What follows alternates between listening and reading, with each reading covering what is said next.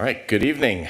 Welcome to the special Planning Commission meeting of Monday, August 17th, 2026. I now call the meeting to order. It's time for the Pledge of Allegiance, and tonight will be led by Commissioner Dixon. Thank you. Address the flag.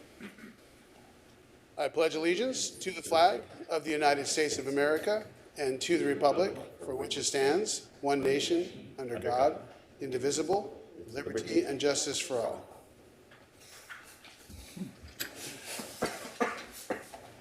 Thank you. We have no announcements or presentations this evening, which takes us to public comments.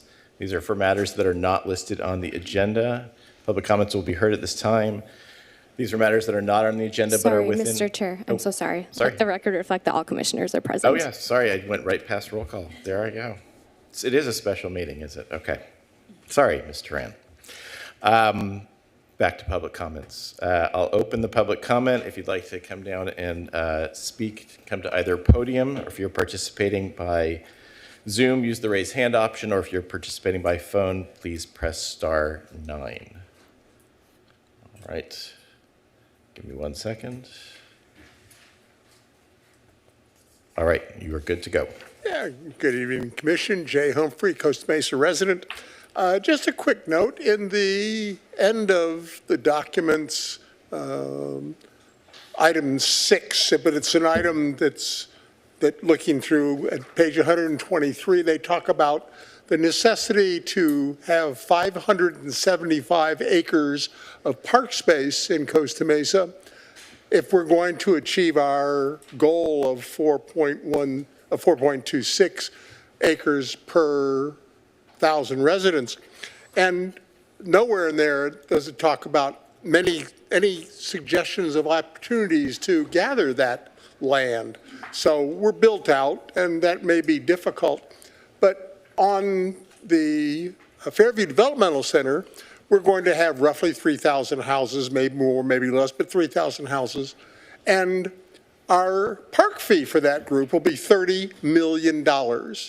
And there's no comment anywhere talking about how to use that money, maybe to incentivize dedication of property on there for the city of Costa Mesa to actually own and operate and have more park space and more open space for the community actively, rather than park space that's open to public use, but in fact subject to the whims of the owner of that property, which it would be if they own it. That's why it makes sense for us to own it, so that city of Costa Mesa can do that.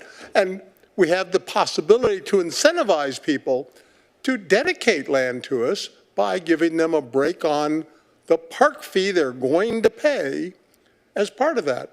Seems to me there's a way to accomplish that goal and actually get us back to somewhere close, rather than what we are actively doing right now is we're taking our 4.26 acres per 1,000 people and blowing it right out of the window. We're down to 3, and we're going to be down further down as we move forward, just simply by the number of people you say we're going to have here in another 6 years. Thank you very much. Thank you. Anybody else in chambers wish to speak on public comments? All right, if not, Ms. Tran, do we have anybody on phone or by Zoom? No, we don't. Okay, I will close public comments.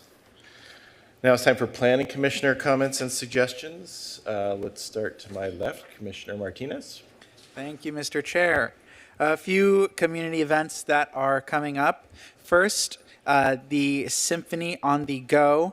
There was one, I believe, last week. And then the program will continue at Vista Park on August 19th and at Schiffer Park on August 29th. Both concerts of the Pacific Symphony are free and begin at 6:30 p.m. And I also wanted to announce and talk about the Costa Mesa Historical Society. They are having their, I believe, 60th anniversary event the weekend of August 29th and 30th. They will have a celebration at the Costa Mesa Adobe, the Diego Sepulveda Adobe, from 11 to 3 p.m. on August 29th. And then the following day, they will host a special anniversary gala event. So if you're interested, please check out the Costa Mesa Historical Society website for more information. Thank you. Thank you. Commissioner Dixon? Nothing tonight. All right. Commissioner Rojas? All right. Commissioner Klepak? Nothing for me. Okay. Commissioner Andrade? None. And Vice Chair Zick? Nothing, thank you. Okay. I will keep that streak alive. Nothing from me. We have one consent calendar item tonight. All matters listed on the consent calendar are considered to be routine and will be discussed and acted upon in one motion.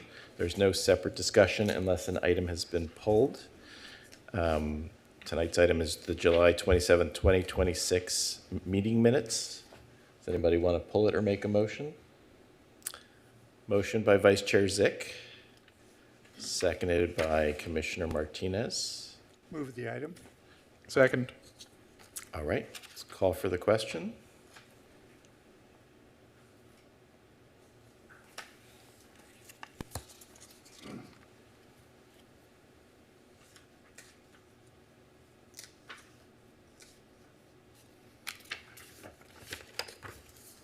Motion carries 7-0.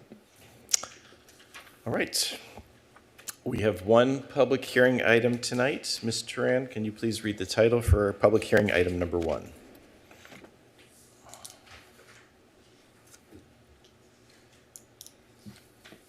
This is a resolution of the Planning Commission recommending that the City Council approve a general plan amendment to amend the 6th cycle housing element of the City of Costa Mesa's general plan to add additional housing element sites to the site's inventory and associated revisions. Presentation by Ms. McGill, Planning Manager. Good evening, Ms. McGill. Thank you, Chair. Floor Good is yours. Thank you. Good evening, Planning Commission. I'm Anna McGill, Planning Manager of the Advanced Planning and Housing Team. And I've got a team here. I'm going to run through the presentation tonight, but I have Michelle Halligan, Senior Planner, here with me tonight to help answer questions. And then 2 members of the consultant team with DUDEC, Sohab Mehmood, who is sitting next to me, and Kathy Tang Saiz, who is sitting next to her. With that, this is the agenda for the staff presentation tonight. I'm going to walk through a little bit of background on when the city originally adopted the housing element and subsequent revisions. The revision in March of this year that caused the city to make no net loss findings and trigger the 180-day review. And the new commune DTLA versus City of Redondo Beach Court of Appeals opinion that triggered some of the decisions for property owners to remove themselves from the housing element and kind of subsequent actions we've taken from that Court of Appeals opinion. Property owners have requested to be removed from the housing element, to be added to the housing element. We've continued to honor Planning Commission and City Council direction to honor those property owner requests, so we'll talk a little bit about that. And then the process that we went through to identify new housing element opportunity sites, as well as text revisions, and then public input and HCD preliminary review that also led to subsequent revisions. Right now, we have the revised draft housing element public review out for public comment. We'll talk about that. And then staff recommendation and next steps. So for the benefit of the public, the housing element is one of 7 state mandated general plan elements and one of 10 City of Costa Mesa elements of our general plan. State law requires that the housing element be updated every 8 years for a cycle. Our current cycle is 2021 to 2029. So we're getting close to the end of the cycle here. We've got about 2 years left in this cycle. Originally, the city's housing element was adopted in February 2022. There were subsequent revisions throughout 2022 and 2023 to respond to HCD comments. Most recently, the housing element was amended in March of 2026 to remove 17 sites and add 2 sites. We'll talk a little bit about why on the subsequent slide. The city then made no net loss findings and triggered the 180-day period to identify new housing element sites to meet the regional housing needs assessment capacity, and then to establish a buffer as well. And then finally, on July 16th, the Attorney General filing was received by the City of Costa Mesa indicating that the city needed to adopt a housing element that was compliant with housing element law and complete our rezonings within 120 days. A little bit more background. So the city of Costa Mesa has been using an overlay district, which we've been referring to as the Mixed Use Overlay District, or MOOD, as the tool for rezoning housing element sites. And at a high level, sites have a base zoning, as you can see the image on the right, and that allows for different types of permitted uses and regulations. And an overlay zone typically allows for additional or supplemental uses on top of that base zoning. So a property owner can either develop under the base zoning or opt into the overlay and meet those requirements and those additional permitted uses. In the case of the housing element, it was to allow for additional residential uses. Back in October, the new Community TLA versus City of Redondo Beach Court of Appeals opinion issued stated that an overlay can only be used for RHNA and for the housing element if it establishes the following minimum requirements. One, that housing element sites are at least 50% residential use, and two, that they meet the minimum density of 20 units to the acre. And so the city has subsequently made those amendments to our MOOD to ensure that housing element sites meet those requirements. Now, this reduces the flexibility of that overlay as it was discussed back in 2022 and 2021 when we were identifying housing element sites with property owners, where it was always more seen as supplemental or additive. And so after that opinion was issued, staff started to meet and reach out to property owners back in December and January, and again in May throughout this summer, to discuss the implications of this opinion and the possible, implications, ramifications as it would have to their property. And of course, as we discussed on the previous slide, that then led to some property owners making the decision to request to be removed from the housing element sites inventory. So in total, as we've been meeting and discussing with property owners, we've received property owner requests to remove 26 sites from our housing element, about 6,000 capacity for 6,360 units. Those are on the screen here, and that includes the 17 sites that were removed as part of the March 2026 City Council action. In addition to that, we've also been meeting with property owners who are interested in being added to our housing element sites inventory. And that resulted in adding 11 Measure K properties, because they can be rezoned, to the housing element, and those are listed here. And again, that includes the 2 sites that were added back in March.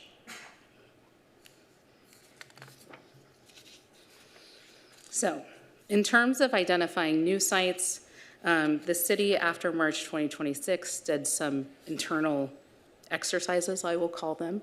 One was to take a look at our existing housing element sites and apply what we call a realistic capacity assumption.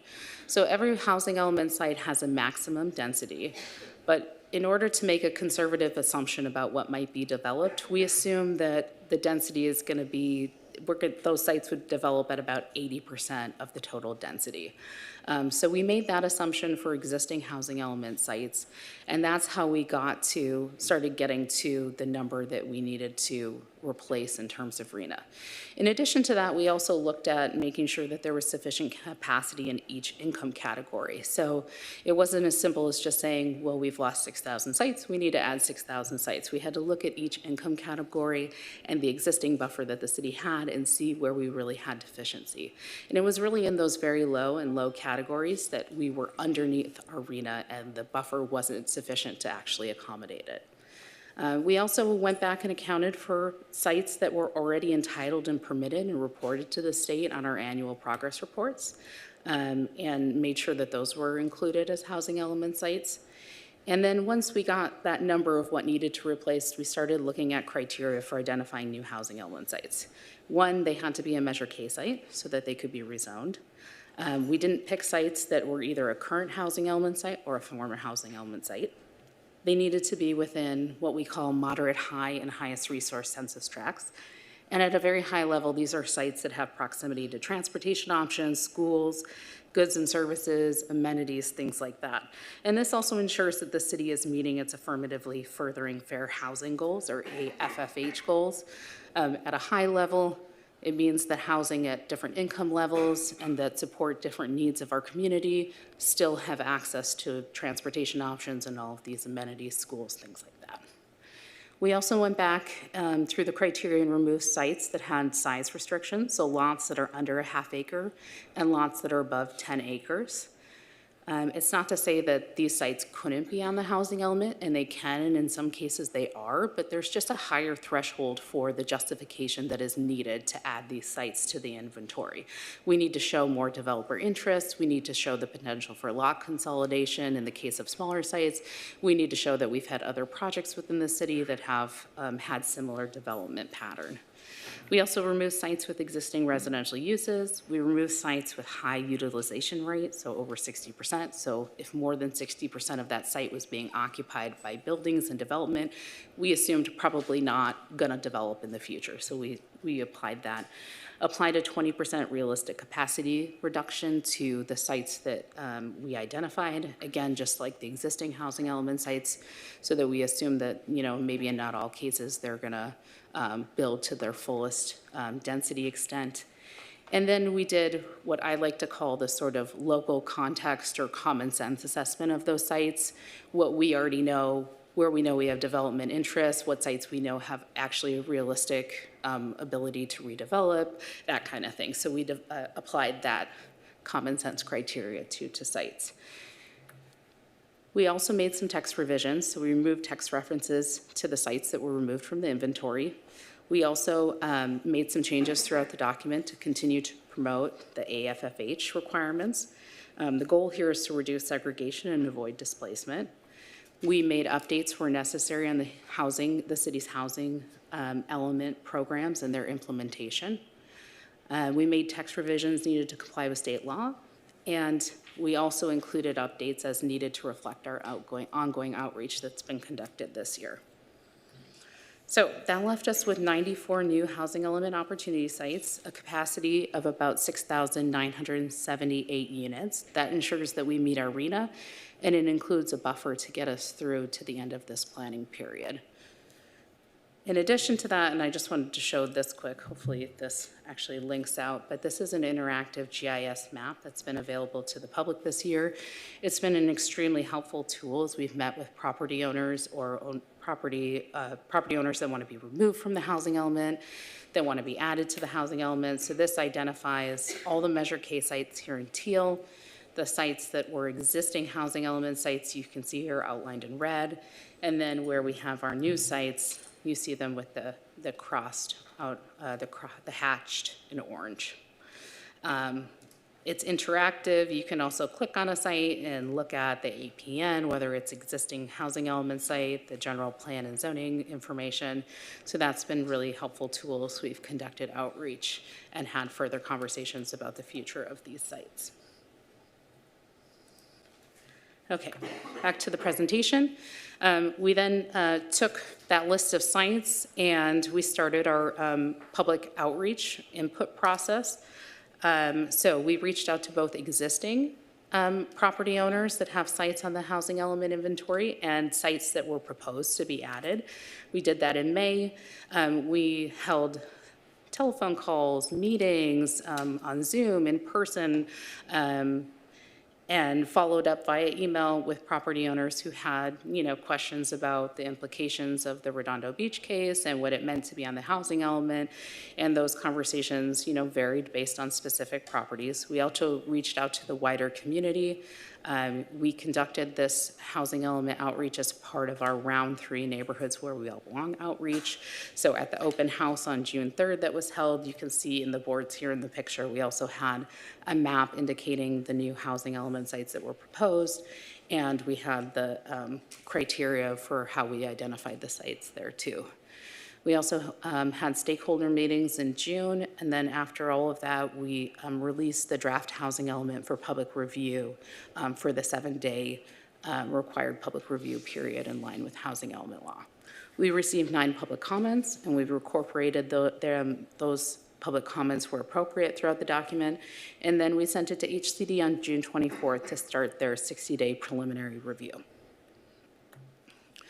HCD provided preliminary comments to the city in early August, and the intent of doing that was to allow for the city to continue revising and working on those comments so that HCD can continue to review after our second public comment period before they issue us a formal letter on August 21st. I'll talk about that on the next slide too.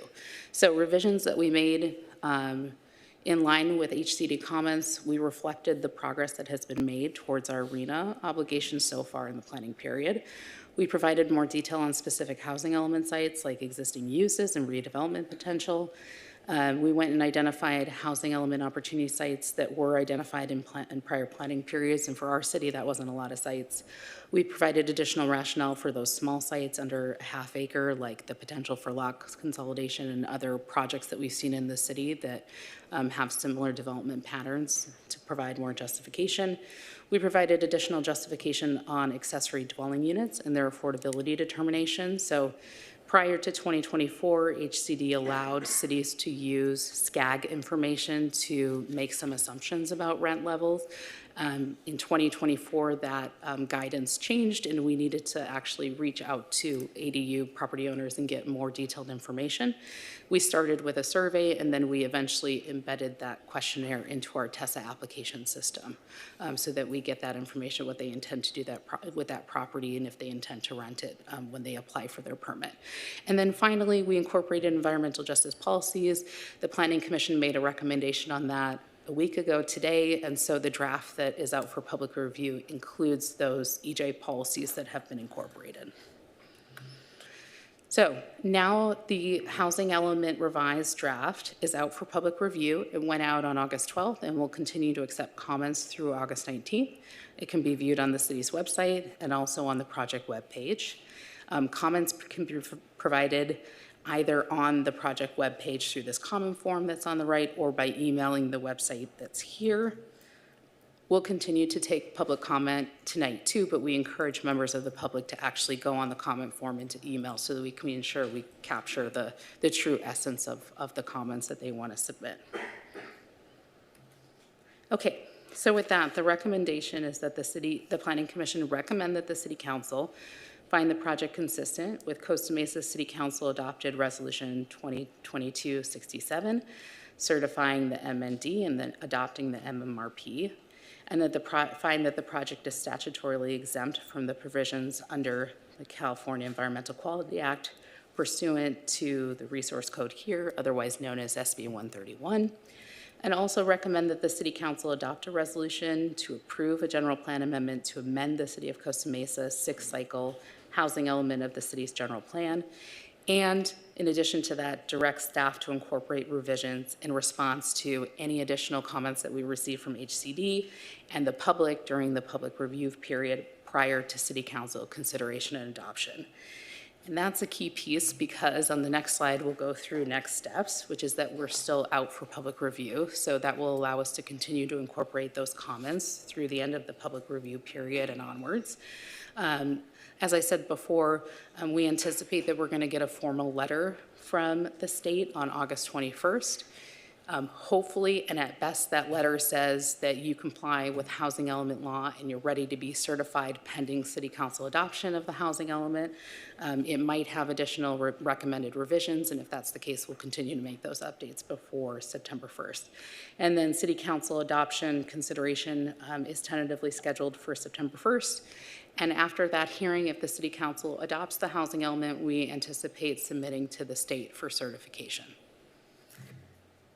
And that's the end of the staff presentation. Here to answer any questions that you have. All right. Thank you, Ms. McGill. Commissioners, questions? Vice Chair Zick. Thank you.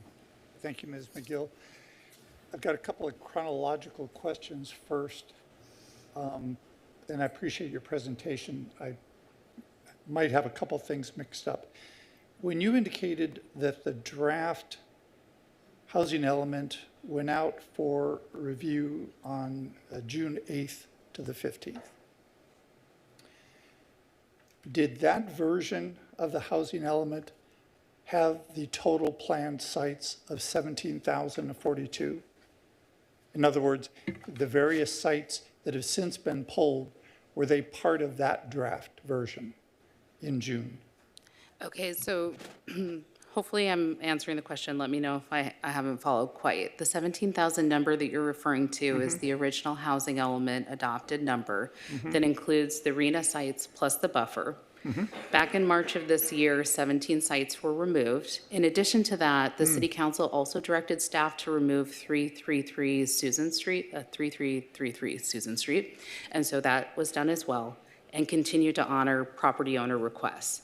So the number, so the number that we presented in June was a culmination of that 17,000, take out all of the property owner requests up until that date that we knew at that time, and identification of the new sites.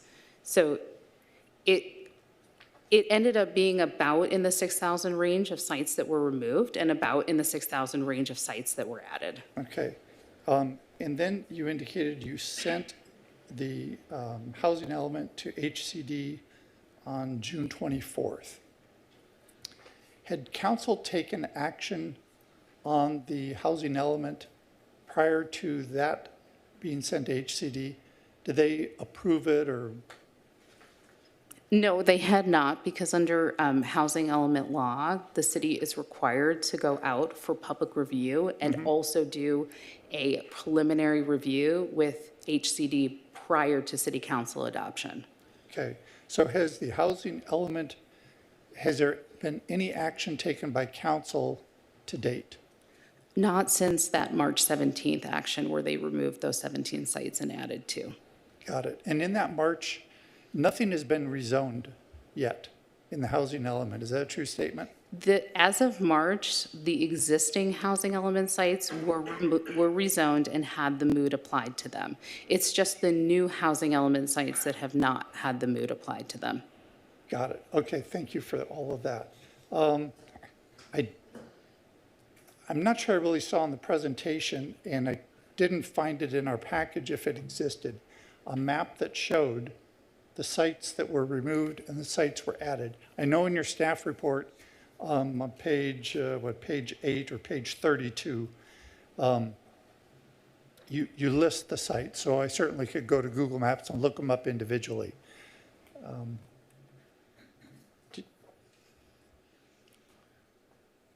So this is a table of the Right. total sites that were removed. Right. And again, the total sites that were added. But when we put them onto the interactive GIS map, it got a little messy. So Okay. just for clarity, we decided not to make it any more messy.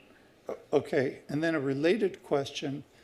In the second bundle of documents that we received, starting on page 365 and going through page 400, there is a spreadsheet.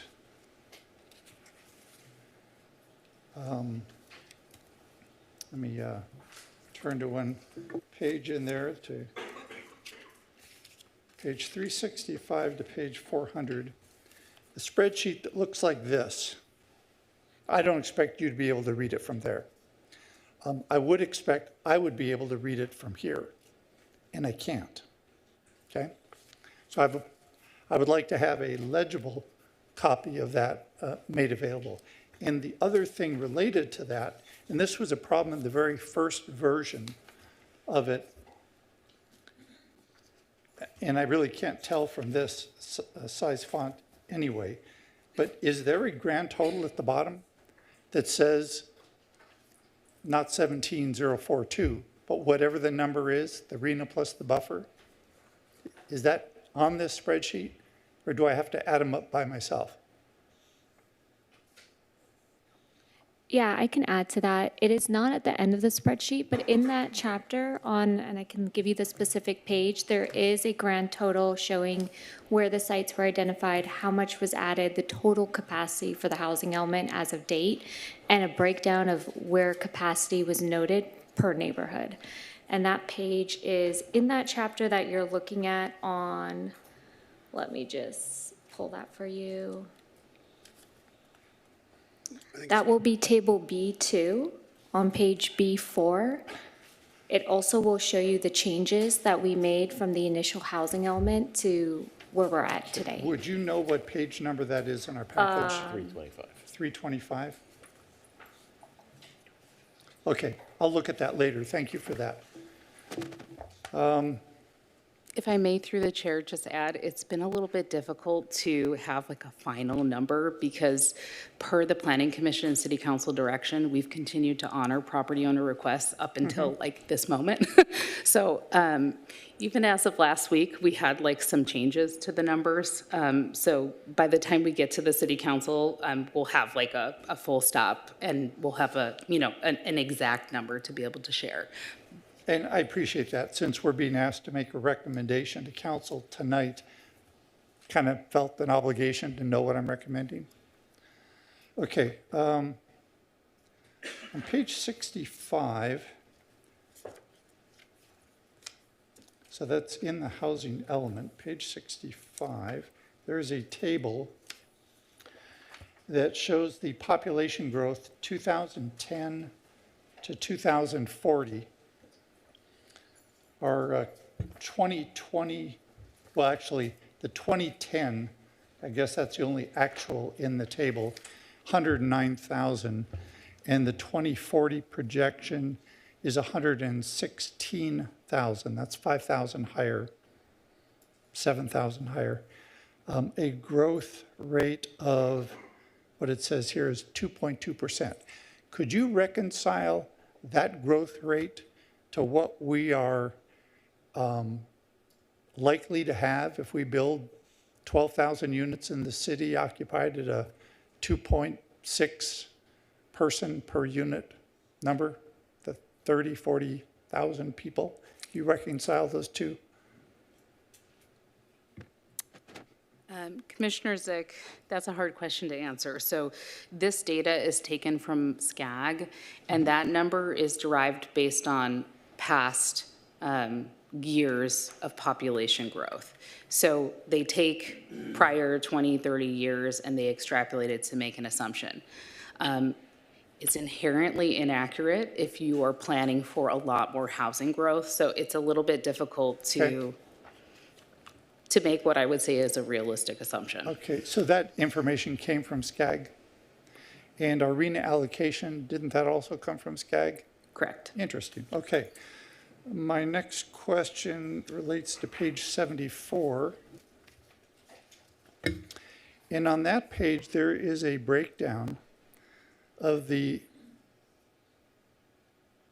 number of households by income category. So we have a total of 40,000 households in the city, and it breaks it down. And if I add up the extremely low, very low, and low, it comes to about 19,155 to be precise. If I look at the RENA allocation for those exact same categories, so the subset of the 11,760, that number is 6,801. If somehow, by some miracle, we built all the affordable units that the RENA allocation says that should be built, if by some miracle that even happened, we would only be 36% into the stated need here of people who need affordable housing. Can you help me understand what our thought is about that?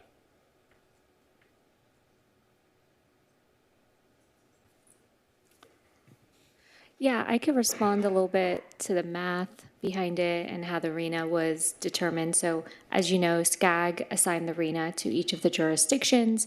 They accounted for a lot of different factors when they assigned it to the COGs and then to the jurisdictions, including DOF projections on population, income growth for each household, household size growth, and all of those factors, including how many residents are lower income, moderate income, above moderate income.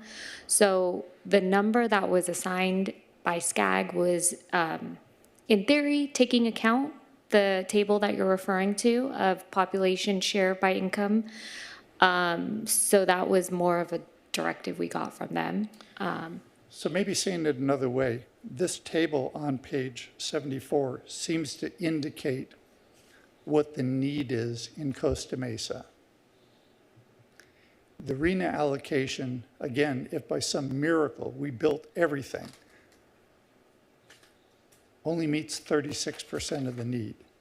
And I have my personal doubts that we'll build 11,760 units in the next 3 years or the next 13 years.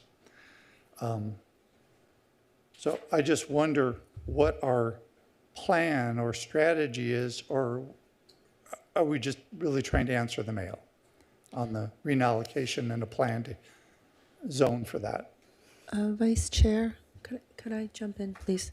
The table on page 74 of your packet, which is on page 2-11 of the adopted housing element, is the households by income category from 2020. That was the existing breakdown. So showing in the year 2020, 47.2% of the population in Costa Mesa was in extremely low, very low, and low.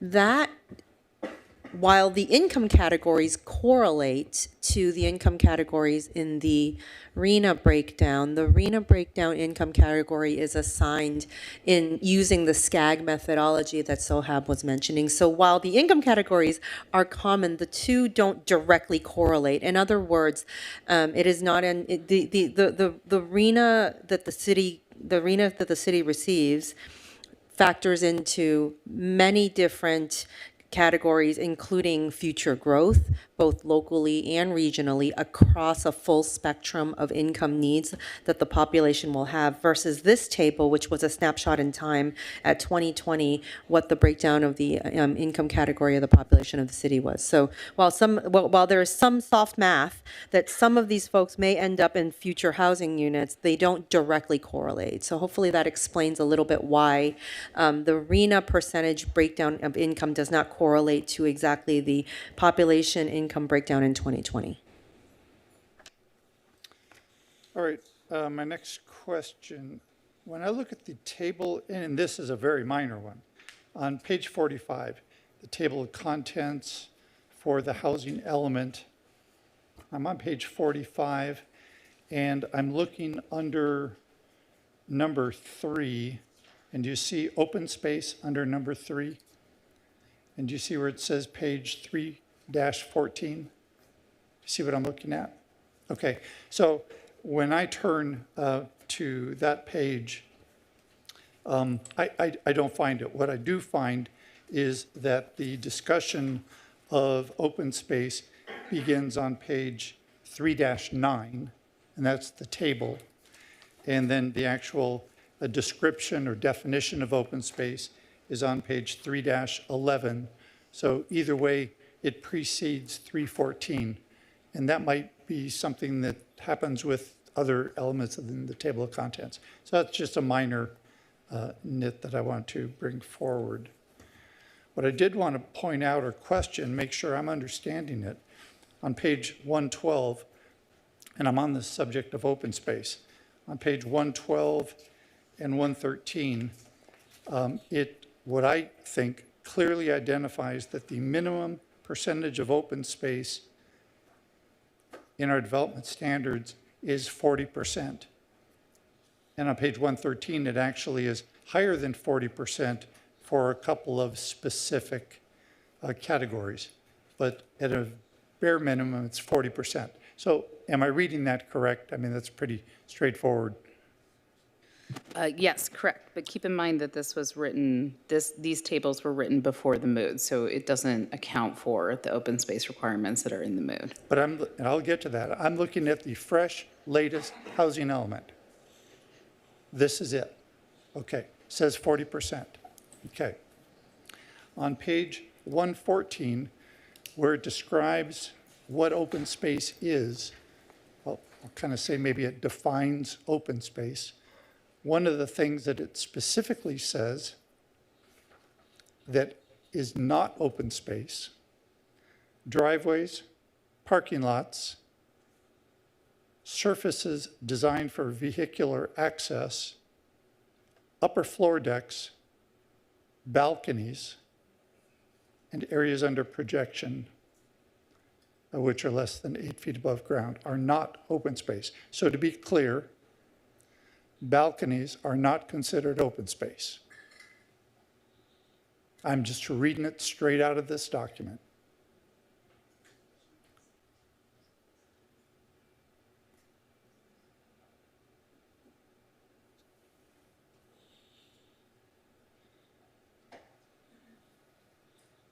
Commissioner Zick, I think you've pointed out the language in the housing element in that section has been the original definition of open space in the city of Costa Mesa for years. As part of the Neighborhoods Where We All Belong project or effort, that definition will be amended, but it hasn't been amended yet. It'll be amended for the non-housing element sites that are part of Measure K, It'll be amended citywide. because I found it and pointed it out. No, it's actually part of the zoning code amendments we're going to see later tonight. So they haven't been amended officially, they haven't been adopted. And you're saying that in that amendment, it'll then say balconies are included? Correct. Now, back in 2018, the city's policy was that balconies were not included, but could be included by discretion of Planning Commission. So if it's being changed in the mood, who made the decision that that discretion no longer lies with the Planning Commission? Who made that decision? That was updated in March. The council made that decision? It was an overt decision by them, or was something in a 400-page package that maybe they missed? Vice Chair, Yeah, if I can chime in. sure. This particular section, in the housing element is under a section called governmental constraints. The state law during the development of the housing element requires the city to identify policies, practices, regulations, laws, any applicable regulations of the city that represent governmental constraints. And so this is all listed here. This was, again, talking about snapshot in time. I think we used that phrase earlier, but this identified the existing development regulations at the time that the city was drafting the housing element. And so, again, this being the snapshot in time, the city was required to then evaluate all of the existing development standards, practices, policies, et cetera, to determine what governmental constraints to housing could be removed. And so one of the realities of development within the city is that the city is, as I think everybody would agree, increasingly built out, and that there needs to be additional ways, I'm using open space as an example here, but in additional ways to amenitize and include things like open space to retain quality of life for existing and future residents, but it has to be done perhaps in ways that are more flexible or different or more innovative than what was previously done. And so wanted to bring a little bit of overarching context to that. This section did restate what the existing regulations were, but in our planning efforts through the housing element, as well as this upcoming Neighborhoods Where We All Belong effort, we were tasked with amending regulations to not only not be a constraint to housing, but also to be objective. So I hope that sheds some light on why this section lists these standards, and then why the housing element site zoning was changed in March. Thank you.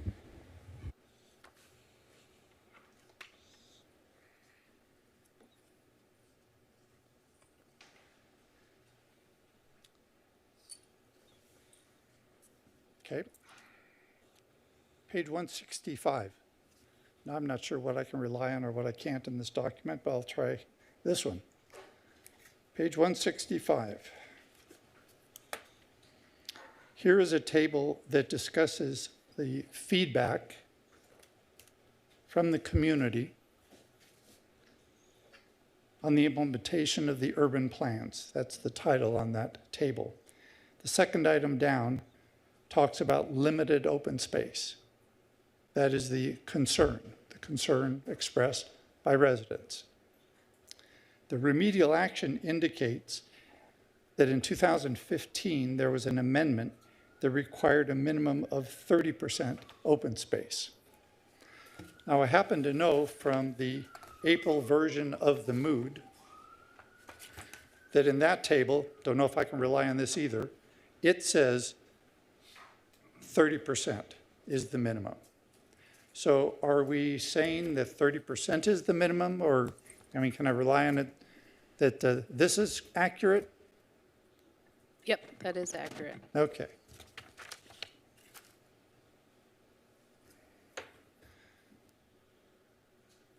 I think that's enough for now. Okay, commissioners, any other questions of staff? Commissioner Martinez. Thank you, Mr. Chair. All right, another long set of questions. How fun.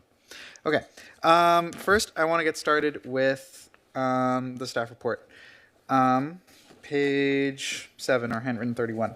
So we say that for the sites that we are adding with this new update, there's a bunch of different criteria, and they have to meet this criteria in order to be added. And then the final bullet point in that list is sites that have developer interest. So of the sites that have developer interest, do we not care about the other criteria? Are we just saying developer interested and it's measure case site, let's go for it? Yes, thank you, Commissioner Martinez. For the most part, yes, as long as it's a measure case site and we have concrete developer interest, i.e. we have a letter on letterhead signed by them saying, I intend to build housing and I want to be on the housing element, or I've submitted a pre-application, or, I'm undergoing entitlement, that's sufficient developer interest to add them to the site. Got it. Site's inventory. Got it. Okay. So we have 11 property owners who have requested to be added. And then other than that, we're adding 94 new housing element sites. So there are 83 sites where it wasn't requested to be added. Correct. Have we confirmed that they're okay with that? Because I don't want to do this process again where we have another 24 sites who want to get out of the housing element. Yes, thank you, Commissioner Martinez. That's a valid concern. We noticed property owners, both in writing and via email for all the contact information that we had back in May, to say, you've been identified as a property to be added to the housing element sites inventory. That resulted in a lot of telephone calls, emails, meetings, as you can imagine. Some property owners didn't want to be added. We removed. We went back to our list. Some property owners were okay with being added. We had some discussions with property owners about maybe not this housing element cycle, but we might be interested in the next. Keep us on a notification list. So there were a lot of opportunities. Then again, as we've been getting ready for hearing, we've made sure to notice them. So back in May, before the draft documents went out, again before the public draft review and open house, and again now as we've been getting ready for hearing. Okay, so they've been noticed, and they've hopefully seen all this stuff, and someone agreed to it. Cool. Page 10 or 34. Middle paragraph. Basically, it's saying the public review is still ongoing. It ends Wednesday. So we are not seeing the final version that is going to be presented at council. So you are seeing a final draft, but this is why the recommendation includes your direction to us to continue to make minor updates as needed in order to incorporate public comment. If there are any comments, either from the public or HCD, that are substantial in nature that would actually warrant your re-review, then we would bring it back to Planning Commission. But that's, at this stage, that's not what we're anticipating. okay, because I don't see the word minor in this recommendation. It just says incorporate revisions responding to HCD and public review.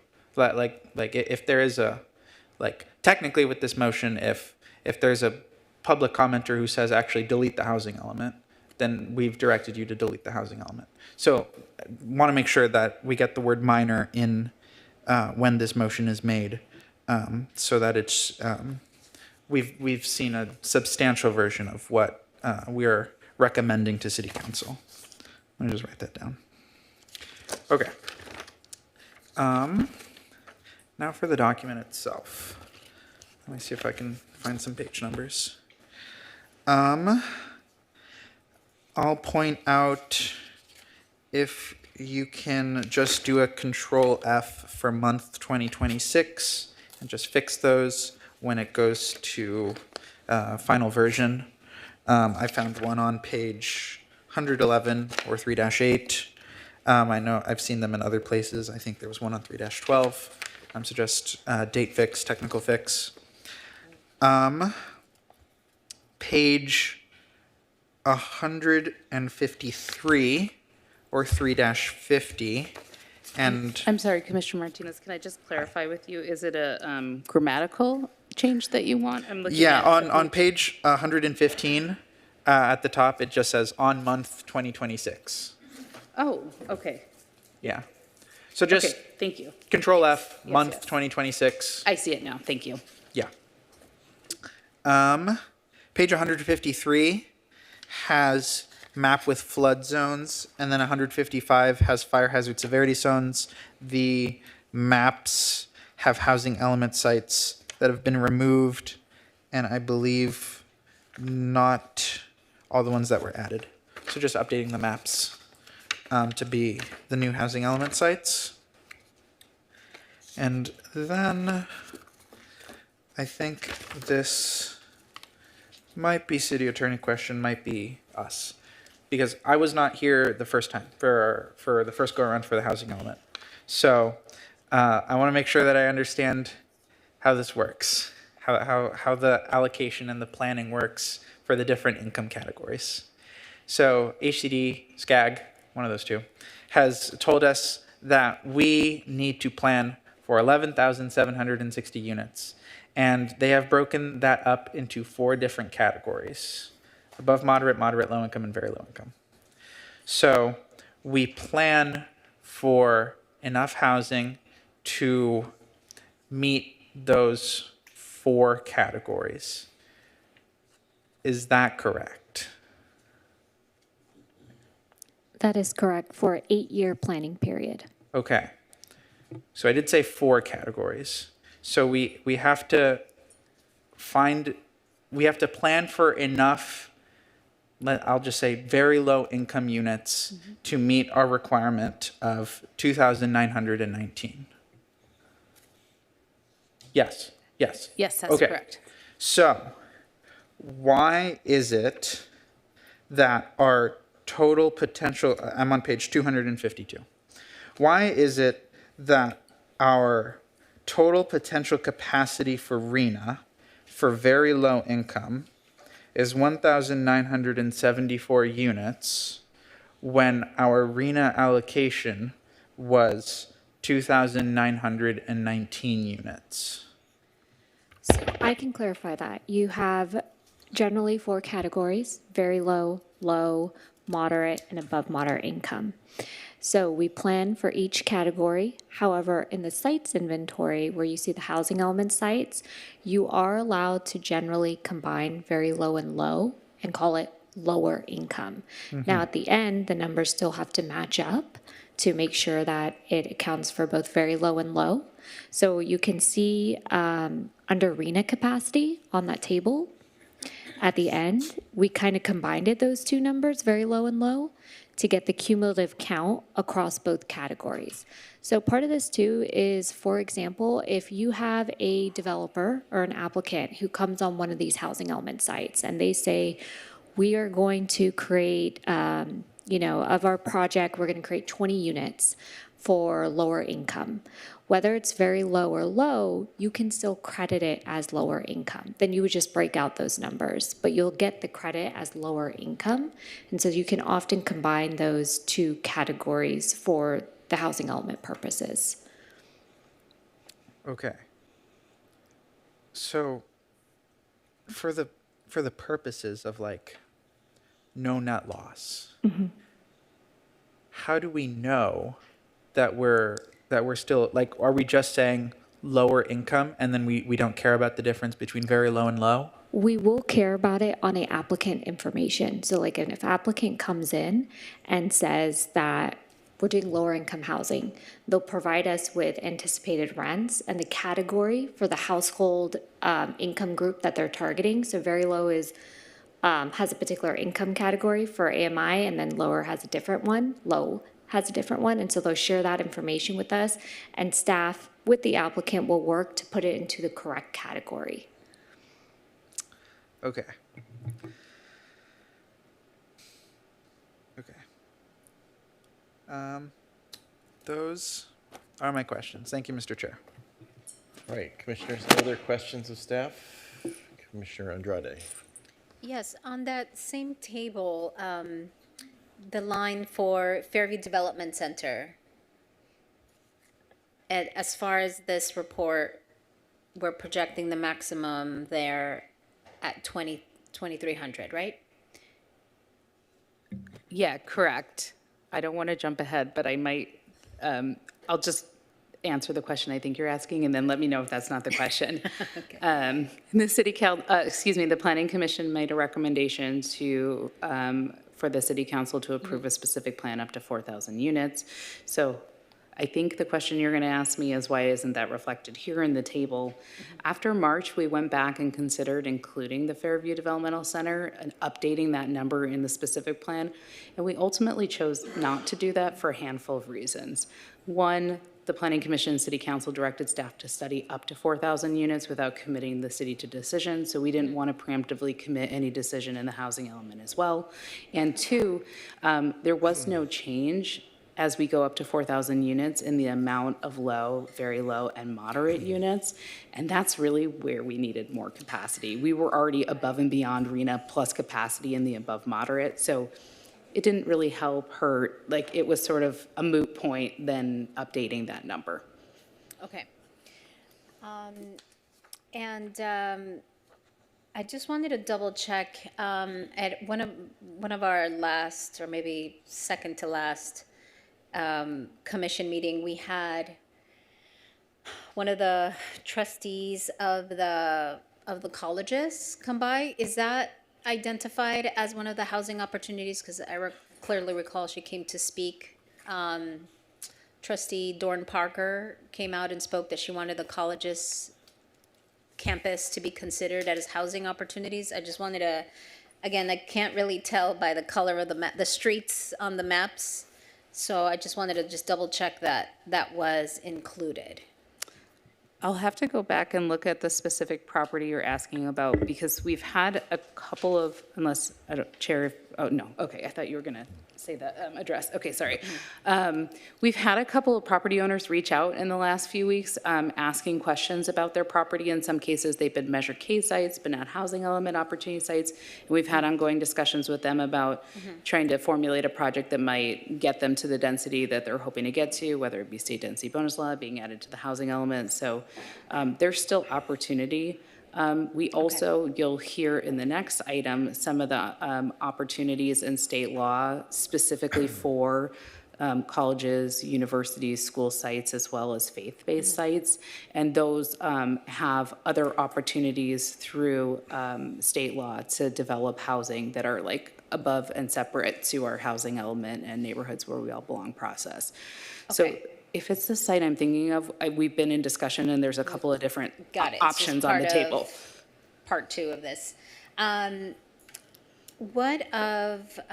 had a great public comment talking about, or making a recommendation as we talk with property owners to help us achieve the green space. Is that an opportunity that we're making available to developers to consider donating or selling their space back to the city to convert it into green space?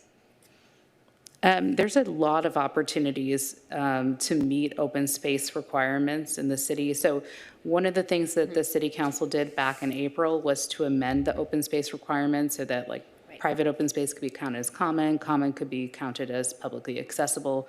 So that's one change that happened and that we've carried out through the Measure K sites that are non-housing element sites too.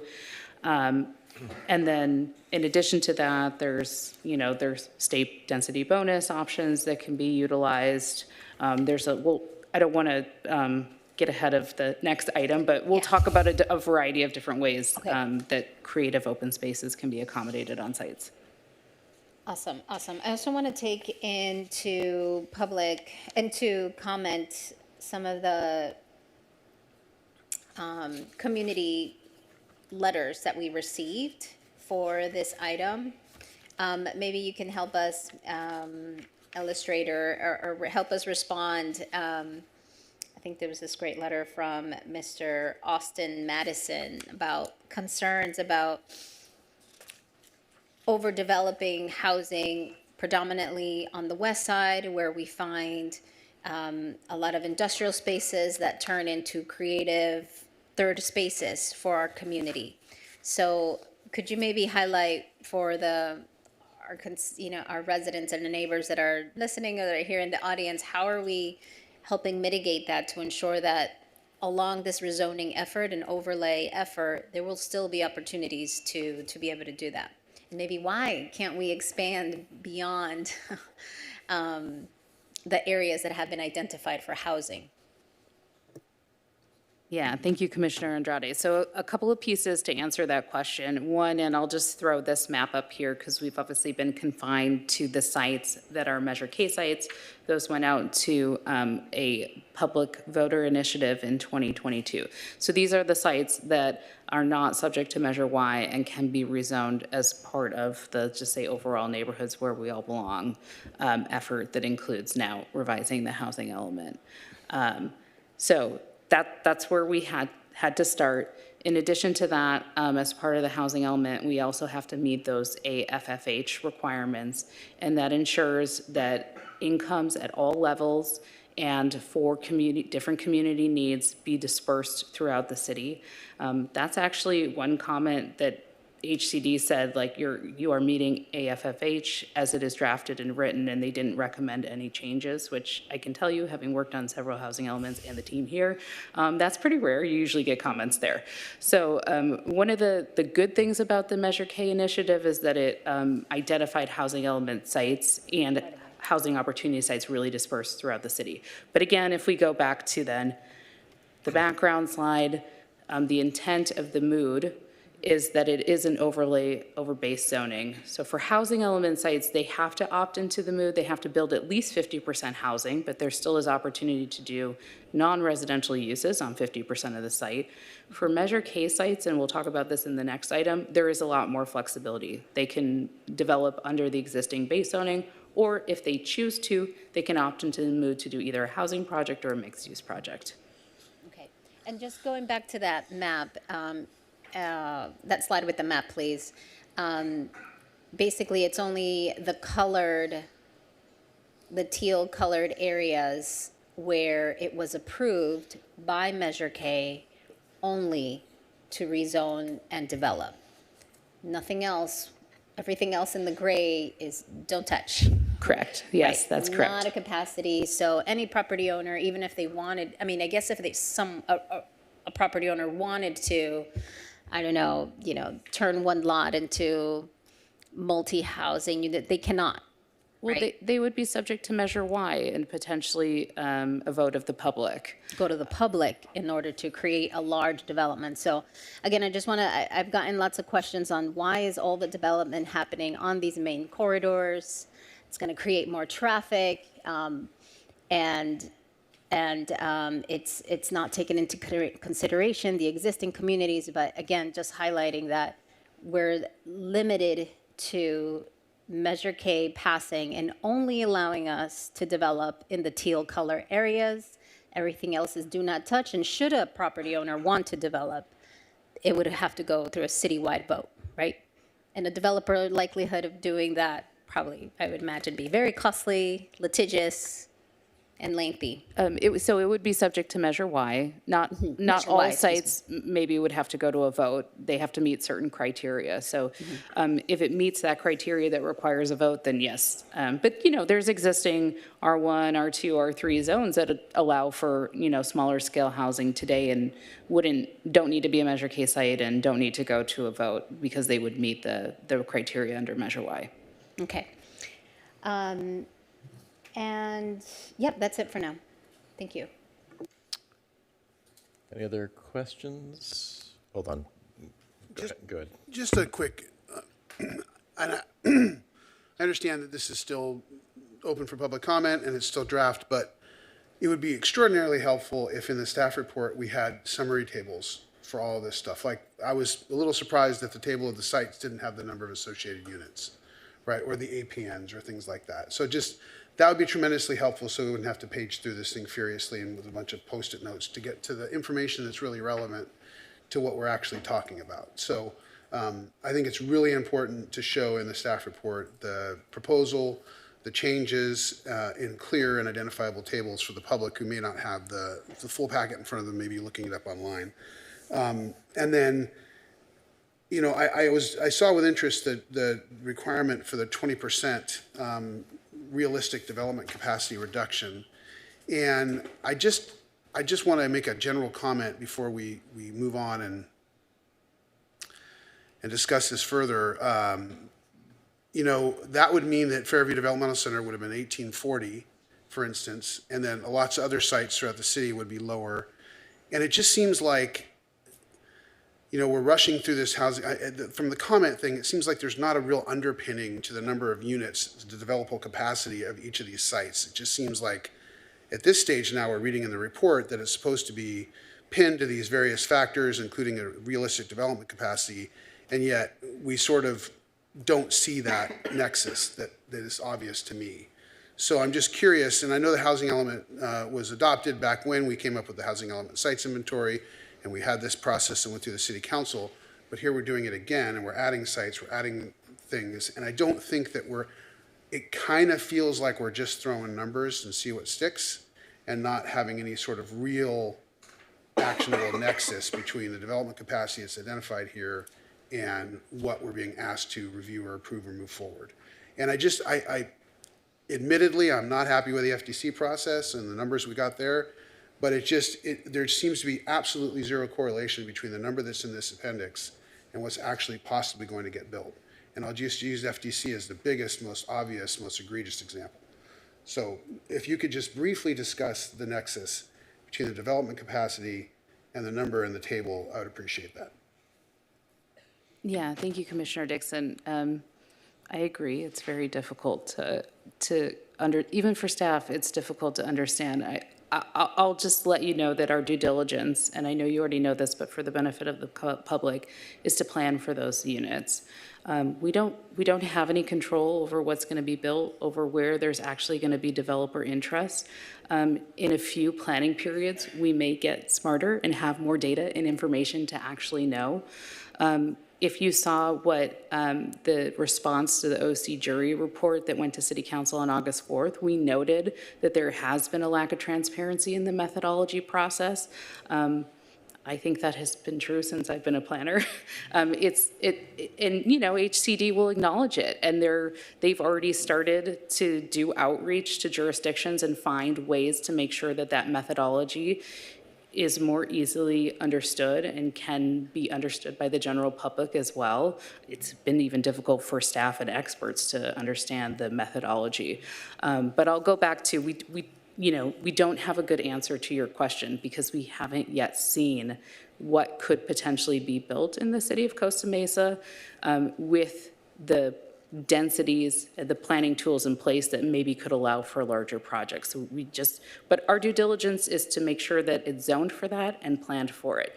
As it relates to the 20% reduction capacity, what that really means, and I know you know this, but for the benefit of the public, if we have a site that could accommodate 100 units at its max density, we say probably not going to build to its max density. Let's apply a 20% reduction. We'll assume they're going to build 80 units instead of 100. And that gives us a little bit more realistic estimate of maybe what might be realistically built, along with all of these other, filters that hopefully create a list of housing element sites that we feel a little bit more confident might actually be redeveloped. And that's why at the end I talked about our common sense approach. We here at the city know where there is developer interest, what sites are well, that was developed, 10 years ago, but with a really strong, community business like the AAA. They're not going anywhere, so we can apply that common sense and know where there's, realistic assumptions that housing might actually be built, and then we watch and we see. And unfortunately, part of this is going to be a handful of years of just watching and seeing what comes in for entitlement to get that information. All right, thank you. I appreciate that. Okay, Vice Chair Zick, question? Yeah, Okay. two quick ones. I just want to make sure I got an agreement, commitment to provide a legible version of this table. And if it comes in our next Planning Commission meeting package, just as a informational item, that'd be awesome.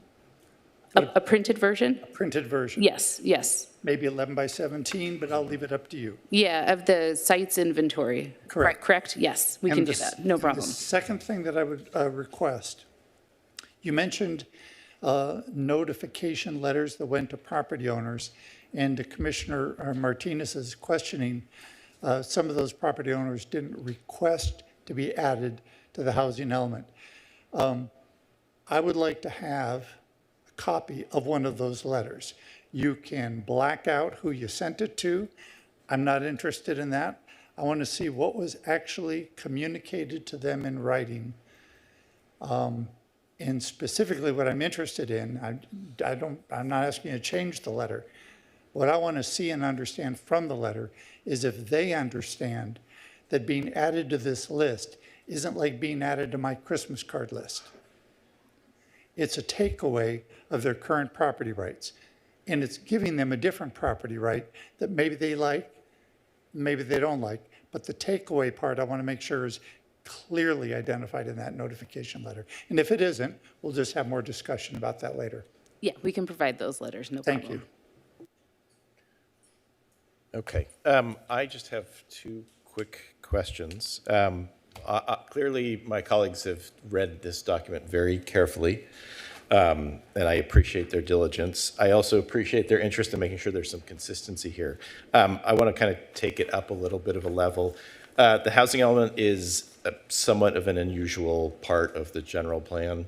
The first three chapters are essentially data as well as some analysis on specific topics. But would you agree, for the purposes of educating the public, that the chapter 4 is really the operative part of this, the housing plan? Yeah, that's correct. Okay, It lists all the housing element programs, how we meet our RENA, what we've committed to do during the planning period. Right, so that's the planning piece of it, and then we will implement it, and through that implementation, there will be changes, for example, to our zoning code, and that's where we are going to memorialize these things like open space requirements. That's what staff and an applicant are going to use to determine what is really applicable for a project, not necessarily a lot of the, let's just say, background material in the housing element. Yes, that's correct, Chair. Okay, that's all I have. If there's no more questions of staff now, we can ask later. I'd like to open the public hearing and open public comments. So if there's anybody in chambers who wishes to speak, please come to either podium.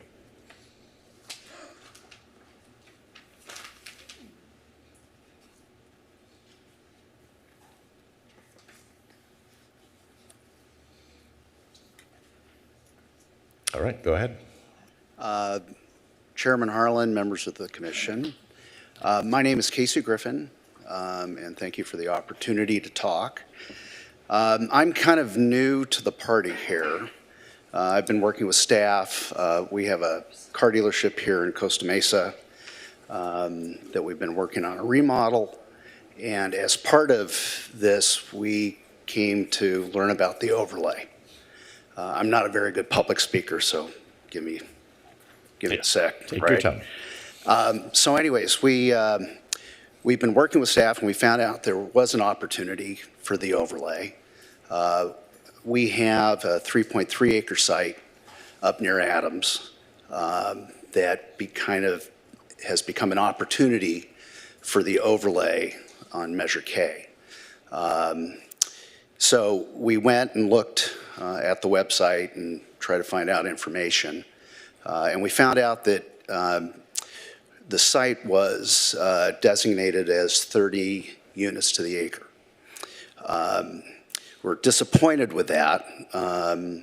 primarily because, A, we feel the character of Harbor Boulevard with some of the other projects that have been built at higher densities, it would be more appropriate for our site to have that. But also we're finding it very difficult to make a project at 30 units to the acre viable, especially when we're trying to deliver affordable housing units. Obviously we have to make money somewhere to underwrite it somewhere else. So I think what we'd like to do is continue to work with staff, offer whatever services we can, share kind of some of our numbers on how we think this project works. Is that my warning? You got, okay. You got another minute. All right. So anyways, we want to, be helpful, be part of the solution here, and, we want to raise our hand and say we're interested in bringing housing to the city on that site. And whatever we could do, we'd love to make it happen. Okay, thank you. Commission, Jay Humphrey, Costa Mesa resident. Just two things. I note that one of the Measure K sites, the Nissan dealership, is now vacant. And right beside it, so is the gym now vacant. And I'm just curious if those are developer interested sites or not, since they've just become eligible. I'm just curious about that. And then as a clarification on Measure Y, which staff appropriately commented on and was correct, you have two things that have to happen for Measure Y to require a vote. You have to have a change of entitlement, and you have to have something that goes, a trigger that goes of some specific that goes out of a standard or of a level that has been chosen, a change in the use on that product, on that property. Interesting enough, affordable housing is exempt. I wonder how people even figure out how to calculate that, because state mandated affordable housing is what we're looking at, since we've just had a suit that says get your RINA done, and your RINA specifically mandates a certain amount of affordable housing. I'm just curious about how that fits into everything and does not require any kind of a vote or any kind of a step sideways. Thank you. Thank you.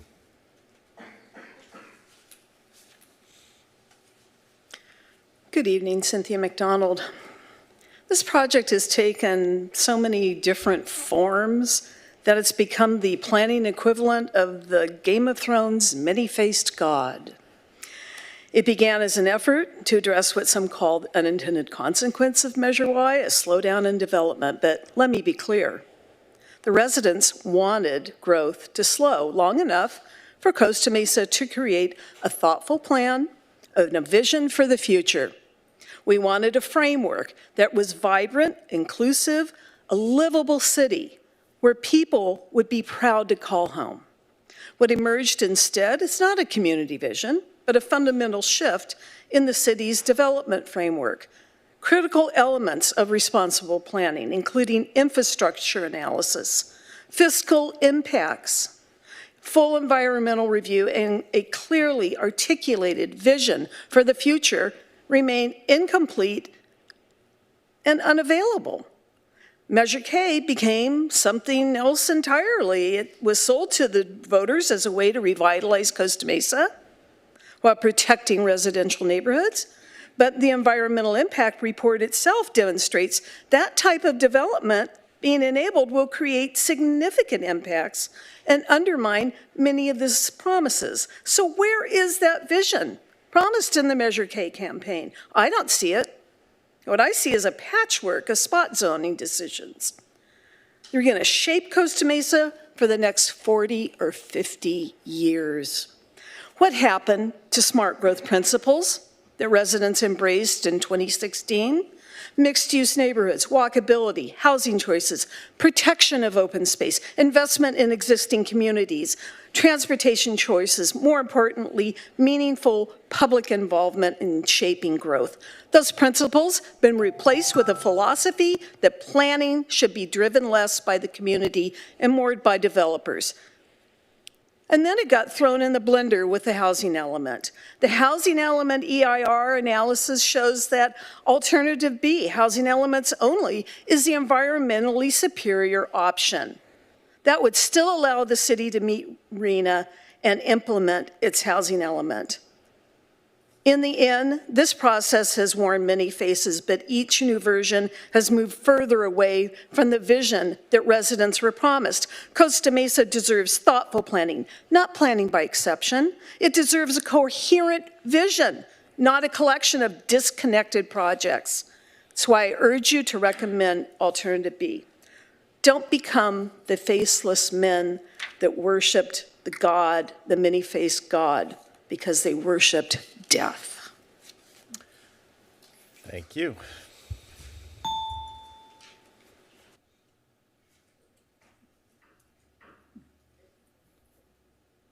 And thank you, everyone, for your time. My name is Anna Mendoza, and I'm here on behalf of PLC Communities. We are the owner and builder of Victoria Place. We have 40 units that we are currently demoing the site today. I am here to put on the record the expressed interest in 2148 Newport Boulevard, APN 426-121-11. I respectfully request that the approximate 0.8 acres be included in the housing element, with the proposed sites to the north and existing multifamily to the south. This property is a logical addition to the housing element. Thank you for your consideration this evening and all of your hard work. Thank you. Anyone else in chambers wish to speak? Ms. Tran, do we have anybody on Zoom or by phone? No, Mr. Chair. Okay, I will close public comments. Commissioners, any further questions of staff? Yes. Commissioner Martinez. Just to confirm with the two public comments that we just got. First, I'll ask about the Newport Boulevard site, 2148 Newport Boulevard. Was that one already included or not? It was not, because it's not currently a Measure K site, so without it being subject to Measure Y, I'm not able to add it into this process. What makes it not a Measure K site? I don't have a good image of it. It's just not included in Measure K. It's not included in Measure K. It's just, Measure K is a map. Okay. All right. Okay. I don't have a Measure K map in front of me to better see that. And then I will ask about the property that Mr. Griffin mentioned, which is South Coast Toyota, which I believe is the corner of Harbor and Bernard, which, from looking at this map, does look like a Measure K site. It's not the right, I think so. No? That's where they're located, that's not. Okay, that is. Sorry, we can't have it back and forth anymore. So, I don't know what the site is, but It's 2850 Harbor Boulevard, so Mr. Griffin reached out last week, first to Carrie Ty, our Community Development Director. She looped me into the conversation. I responded to Mr. Griffin saying, we're happy to meet, sit down and discuss options for your property. This property is a Measure K site, but it is not designated as a housing element site, which is why he's referencing the 30 dwelling units to the acre density. In my email, I said, let's talk about potential options like being added to the housing element sites inventory, utilizing state density bonus law.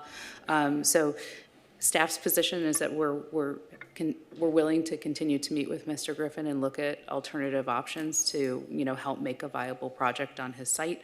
Obviously, the time is tight on the housing element, so we would need to know quite soon if we're going to add that site.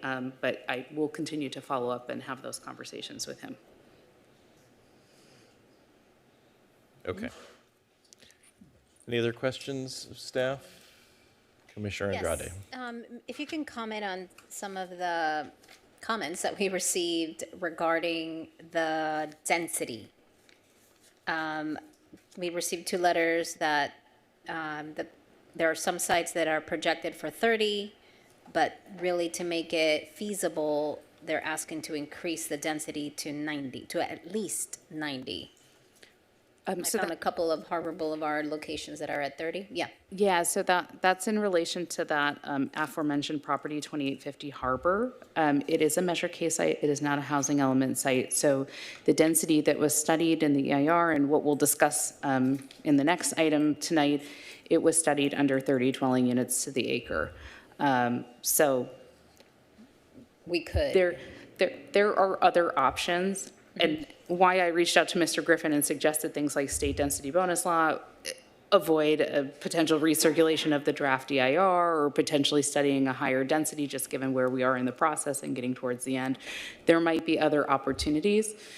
State density bonus law is kind of an umbrella term, but there are other state legislations that could possibly be utilized to bring that density up, including being added to the housing element and utilizing a handful of bills. Now, those have requirements for affordability component, which is why we would continue the discussion and try to come up with maybe some possible alternatives for a feasible project. Okay, great. So they would have potential to increase their density. And then the letter we received from McCrae Properties, I'm sure that's also been incorporated in one of the, as already color-coded in our map. Apologies, I'm not, maybe I didn't see that public comment. From Anne McCrae Properties, LLC. She just mentioned there's one lot that was included, the second lot wasn't, but she wants both parcels to be including as housing element. Yeah, Commissioner Andrade, thank you for that question. Some of the properties that she's seeking to add to the housing element are not Measure K properties. So we're in the same situation as some of the other property owners, but she has reached out to us in the past about sites that are in the housing element, so. Got it. Thank you. All right, Commissioner Andrade, it says you've got a motion. Did you just accidentally hit another one? I was trying to turn off. Okay. Sorry. All right, someone want to make a motion? Okay, we'll go ahead and move it. All right. Make the motion. What is your motion? Find that the project is consistent with City Council adopted resolution, certifying mitigated negative declaration, and adopting the mitigation monitoring reporting program. Recommend the City Council adopt resolution to approve the general plan amendment. All right, motion by Commissioner Andrade. Is there a second? Commissioner Martinez. Okay, Commissioner Andrade, would you like to speak to your motion? Yes, thank you. It's been a long time coming. I really appreciate the staff and the consultants that have been working on this project. The extensive community outreach and connections and relationships with the developers that are interested, curious, qualified, don't qualify, and all of that. So really appreciate the hard work and incorporating also the cap. It was great to see that that was also peppered into this as well, prioritizing green space where opportunities lie. Yeah, so thank you for all your hard work. Looking forward to how City Council moves forward with this. Commissioner Martinez, would you like to speak to your second? First, I'll request the maker of the motion for 2 minor amendments, friendly amendments, if she would agree. First, in the second staff recommendation, where it says direct staff to incorporate revisions in response, et cetera, make it say direct staff to incorporate minor revisions in response to HCD and public comment. Good? Of course, yeah. And then second, just request, well, I guess this would be an item number 3, to request staff to meet with Mr. Griffin about the property on the property on Harbor Boulevard? Yeah. Okay, cool. And with that, this item, very big item, I'd like to thank staff for all of their work in putting this together. I know when we first sent over the March, I guess it was probably February for us, but the previous amendment to the housing element, my first priority was to get us a certified housing element. And that is my number one goal. I would really like a certified housing element because right now, I guess technically we're subject to the builder's remedy. We want to be able to maintain this this planning and permitting power, and having a certified housing element could help guarantee that. This plan helps. It'll streamline the process for a lot of new different parcels. With our previous approval of the MOOD for housing element sites, it really streamlines this new housing and permitting and all of that, all of the processes for these 90 plus different sites. So hopeful that we can finally, at last, get a certified housing element, please. And with that, I will support this motion. All right, any other comments? Vice Chair Zick.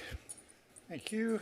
I won't support the motion. I haven't supported this housing element since the beginning. You know, one of my favorite movies is Groundhog Day. If you haven't seen it, I think you'd find it entertaining. This feels like that to me. Having a certified housing element sounds pretty important. Sounds like it's a legal requirement. And in the very beginning, we were told we can't get there from here unless we get rid of Measure Y. 4 years ago, we did that. That wasn't enough. Then we were told we can't get there from here. We need an inclusionary housing ordinance. So we worked on that for a while. Then we were told that we still can't get there from here. I've heard that maybe our sober living ordinance is now a stumbling block. That doesn't even account for this problem with property owners learning about the dilemma they found themselves in by being on the list of properties and having to go through that maturation. Now, I mean, I can't recommend it because what's in front of me isn't going to be what's in front of council. I don't know. I've never liked sending incomplete work products from here with a recommendation to council for approval. Is it 98% complete? Maybe. 99? Maybe. 90? Maybe. I don't know. I don't even know what the list of properties looks like. I haven't even settled on that. No, I can't. I can't recommend this. This isn't even what the community wants. You know, this whole thing started with arena allocation that was significantly higher than even our own city planners at the time. None of them are still here. They've all moved on. But even they said it was too high, and they appealed to the state. Wrote an incredibly detailed, very factually supported letter. Other Orange County cities did that too. We were denied. State says, do what we told you to do. Isn't what we wanted to do. So Measure Y came along to still protect us, but then they said, no, we've got to get rid of that. So Measure K came along. And this has always been a sore point. And every time we're going to have this thing in front of us, I'm going to have to bring it up. Because Measure K was sold. It was sold to the residents as the answer to all our problems. You may remember getting this flyer. Probably got it multiple times. You remember maybe getting this flyer. You got this multiple times. These came from the city. These were official city documents pushing us to approve Measure K. By the way, it passed by 22 votes through a very interesting but legal process called ballot curing.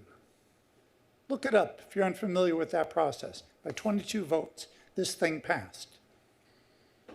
This document that I'm holding up from the city, from us to you, said these are the facts about Measure K. Not this is what we hope it's going to do. These are the facts. This is what it is going to do. That's what a fact means to me. We're going to preserve residential neighborhoods.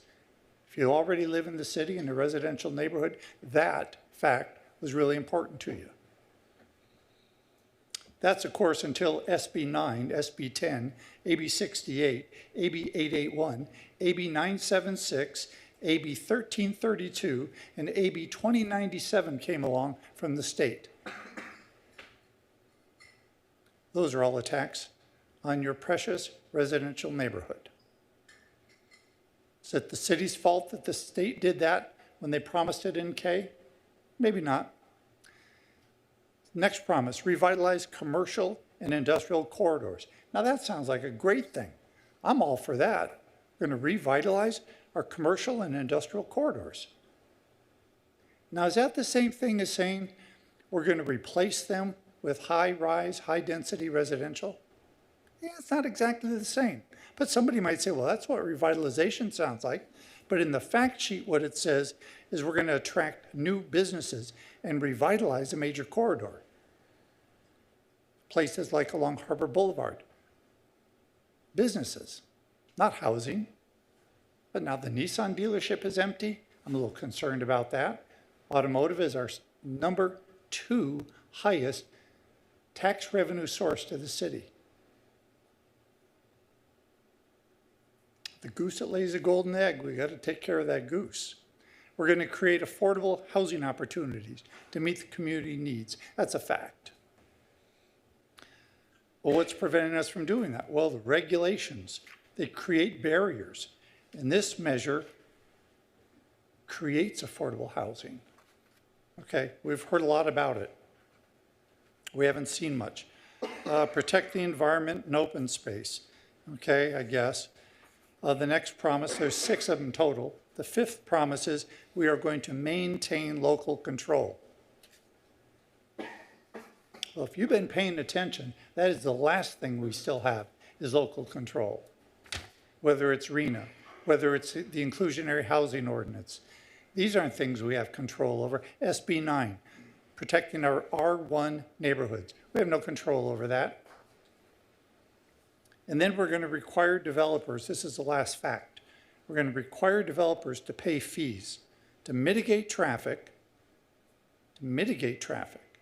not cut down lanes on a road and put barriers in the street to slow people down.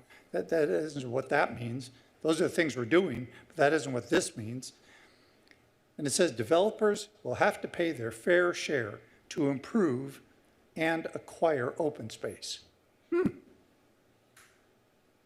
Acquire open space. Excellent. It's a fact. You can take it to the bank. Nope, I'm a hard no on this one. Right. Commissioner Dixon. Thank you. And I'm not going to do a substitute motion tonight because I think we have a good motion and a second along with some commentary. I'm not going to be supporting this as well. And not because I'm just against we need to certify our housing element. But I think we have to be realistic with how we got here. And to the credit of the staff sitting in front of me, this is not, you inherited this problem. And I get it. And Director Tai, I mean, this has been going on for years before this team was assembled and before this process started.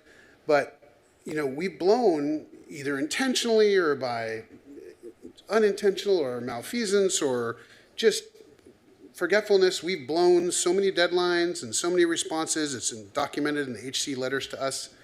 And so, you know, we do have a writ of mandate. I don't know the legal status of the trigger and what our timing is on that exactly for approval of this. It says July 16th, 120 days from that. But I like Vice Chair Zick, I can't move something forward that's not final, and I can't recommend something that's not final. And there's a lot of internal inconsistencies. I know those will be fixed. I know we've noted some of them tonight, and I think that a lot of those will be fixed, and a lot of this will be updated. But at the same time, we are rushing just headlong into this, and there are enough questions and there are enough issues here that I think that we can take the little bit of extra time. Like I was going to make a motion before I just was sitting here staring at it to do the continue to a date certain so that we can address some of the comments that were brought up tonight in the most expeditious fashion, sort of clean up some of this stuff and get some of it more consistent. And we're headlong rushing into things that have dramatic implications.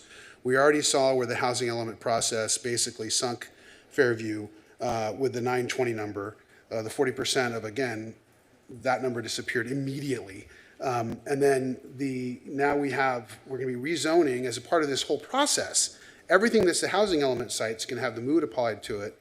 And we haven't really done the analysis that is necessary. I think for each of these individual, we should have some flexibility like the folks who've talked about tonight, and we should have some ability to, we took this one-size-fit-all mood, and the implication is the housing element the mood will apply to those sites.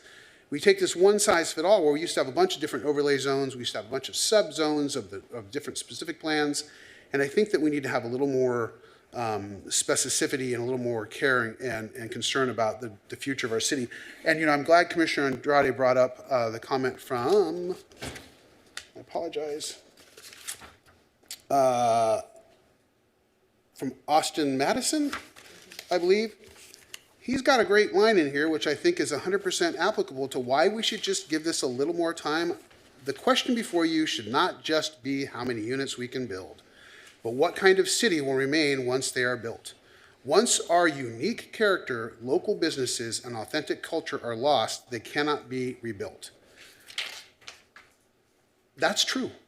And I think that what we're doing here is we're sacrificing the character and what makes Costa Mesa a great place to live on the altar of the most units possible without taking into consideration the corresponding quality of life impacts that the most units possible will have.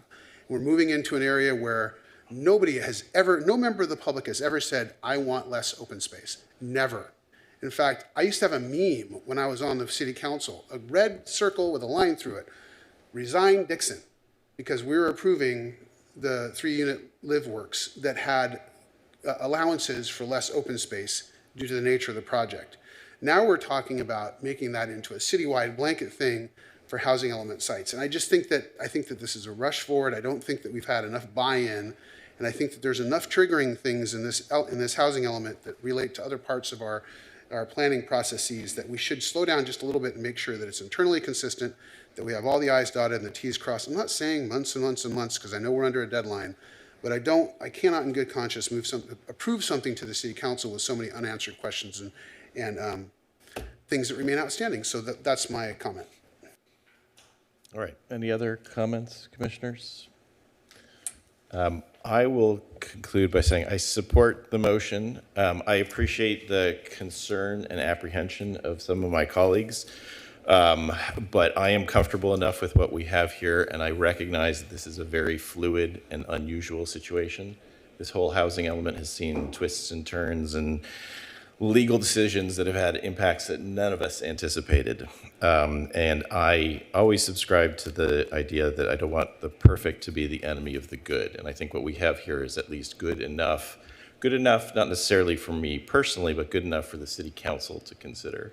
And I don't want to rehash the same comments I made last week, which kind of would go to your point about Groundhog Day. I feel like it is a similar comment. But this is for the city council to make a final decision about. And I think they have enough information and they can look at the analysis that we've done and whatever concerns we have and take that into consideration, and I'm sure they will. So with that, I'd like to call for the question.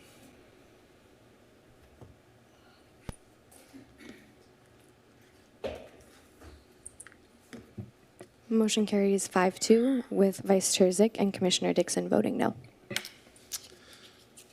All right. Does anybody need a break or can we power through? Yes, break? No, power through. Okay. I don't want to speak for everybody. Okay. We're through? All right. We have no old business. We have one new business item. Ms. Tron, will you please read the title for that? This is the study session to introduce proposed neighborhoods where we all belong, zoning code amendments, citywide multifamily, residential, and mixed-use objective design standards, and proposed repealing of urban plans, amendments to the following elements of the Costa Mesa General Plan: circulation, community design, land use, noise, and open space and recreation, amendments to the Newport Boulevard specific plan, North Costa Mesa specific plan, and one Metro West specific plan. Presentation by Ms. Halligan, Senior Planner.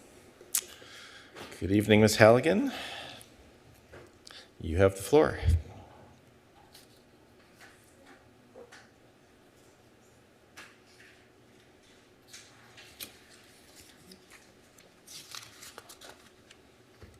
Okay, thank you for that extra time. Good evening, Chair Harlan, Vice Chair Zick, and Commissioners. I'm Michelle Halligan, Senior Planner with the City of Costa Mesa. So tonight we are having a study session to review proposed amendments to the zoning code, 3 specific plans, and 5 general plan elements, as well as new objective design standards. This all is part of the Neighborhoods Where We All Belong effort. There will be a brief background, like a refresher on the Path 1 to expedite housing element site compliance, and Path 2 to rezone the balance of Measure K sites and make other zoning code amendments and objective design standards. We'll also go over community visioning, the program environmental impact report, and next steps. So as a refresher, Neighborhoods Where We All Belong is the city's name for a series of actions to implement the housing element. The housing element, as we just learned, is required to identify sites to address the RHNA. And in Costa Mesa, updating zoning and land use is enabled by Measure K. So Measure K was a housing element program for a ballot measure to allow the city to change the zoning and land use on certain industrial and commercial sites. And that's including but not limited to housing element sites. In 2022, the city adopted the housing element and Measure K passed. The following year, HCD confirmed that the housing element met statutory requirements, but the rezoning is necessary for statutory compliance. In 2025, the city kicked off Neighborhoods Where We All Belong. There were several months of data collection, analysis, and round 1 of community visioning. In March, we formally bifurcated the effort into 2 paths. 1 expedited the rezoning of housing element sites via an overlay, and Path 2, which would increase development opportunities on non-housing element Measure K sites, new housing element sites, improve the zoning code, establish objective design standards, and so on. In April, the City Council had the second reading to adopt Path 1. Then in May, we shared draft amendments to the zoning code, specific plans, and general plan elements. And in June, we conducted the 3rd round of community outreach, shared the draft program EIR, as well as the draft housing element revision. Okay, so Path 1 was intended to expedite the rezoning of the remaining housing element sites by applying the mixed-use overlay district, except for the Fairview Development Center, which is going through its own specific plan process. But today, we are working on Path 2. So I'd like to reintroduce you to Kathy Tang-Sayas, the project manager for DUDEC, our consultant on this effort. Thank you, Michelle, and good evening, Planning Commissioners. So I'm going to walk you through Path 2, which consists of addressing the balance of Measure K sites. So those are all the non-housing element sites, and the implementation of other housing element programs that were not adopted earlier this year. So I'll go through each of these in more detail. The mood, updates to the general plan and specific plans, updates to the zoning code, and then preparation of new objective design standards. Next. So the first is the mood. A refresher again that the mood is the primary means of rezoning Measure K sites, so that includes both housing element sites and non-housing element sites. Remember that the mood, as Anna mentioned earlier tonight, that the mood is an overlay. It's a zoning overlay. So it means that it applies additional optional zoning regulations in addition to those of the base or the underlying zone. But as Anna mentioned earlier, for housing element sites, that is not an option. The mood becomes the default zoning. So if and when a housing element site is redeveloped, it must comply with the mood to provide housing as required. Next. Unlike in Path 1, where we only surgically inserted a new section into the mood to address housing element sites, and that's what you saw back in March/April, Path 2 is different. Path 2 is a comprehensive restructuring of the entire mood. So this is Article 11 of Chapter 5 of your zoning code. And the reasons for this are as follows. We're sunsetting the existing urban plans and codifying or incorporating them, their applicable regulations, directly into the zoning code. When we last spoke with you back in, I believe it was December, we shared with you just how convoluted the existing urban plans are. So this process now, Path 2, is comprehensively restructuring that and sunsetting those urban plans. So as a refresher, the urban plans, while they're these separate standalone documents, while they're going away, their intent and their requirements are not. They're getting folded into the zoning code in a way that makes it easier for someone to reference when developing a project. And second, we're modernizing those regulations. So we're adding new regulations and just streamlining everything in a general order so that it better reflects today's needs and market for mixed use and housing, and more on that in a minute. Next. So a few components of the mood look like this. So first, permitted uses. The mood will allow multifamily housing, live work, as it already does today, commercial uses, institutional uses, and open space. All of this for the reason of encouraging what we're saying is more complete neighborhoods, where housing and other compatible uses can coexist and work together to allow people to live, work, shop, play in that neighborhood. This helps to promote walking, reduce traffic, encourage economic development, and create more livable places. Next. The mood will regulate new development by density and building height. So density is established by what we're calling sub-areas, which play an ode to the existing urban plan. So you'll see a sub-area for Mesa West Bluffs, 19 West, Newport Boulevard, Harbor Boulevard, Sobeca, and North Costa Mesa. And these maximum residential densities range from 20 to 90 Ds per acre. And the maximum allowable building height corresponds to that density. So most of the mood is set to 60 feet high, which, by the way, is the maximum allowable height today throughout the mood and the urban plans. And then we've increased that max height for greater densities consistent with HCD guidelines. Next. The mood will regulate setbacks, or the separation or the distance between buildings and developments. So here of note is the requirement for the front setback, where we have both a minimum and a maximum setback. So the minimum being how far the building should be set back from the street. And the maximum here is intended to disallow buildings that are too far from the street and instead require that they engage the street, front the street, interact with the street. So this is in contrast, this is how some projects today are designed or developed where they're set back too far and instead, maybe for example, locate a parking lot between the building and the street. And this creates less safe, less vibrant places. Another thing worth noting here is the minimum 10-foot setback between mood projects and residential zones. We were previously showing 20 feet, but have since revised that to 10 feet, given more analysis of how the mood interacts with the objective design standards. And I'll go into that deeper in a few slides. Next. The mood will require 3 kinds of open space. Private open space, so those are balconies, terraces, porches, and patios that are private and specific to one unit. Common open space are areas like shared parks or terraces or decks or other amenities that are shared amongst tenants or residents of a project. And publicly open space. These are areas that are open to the general public, so they can be large plazas, large parks, or paseos.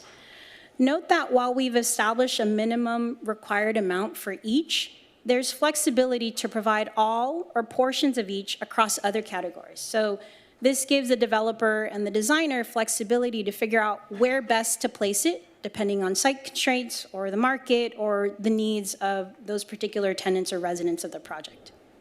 Next.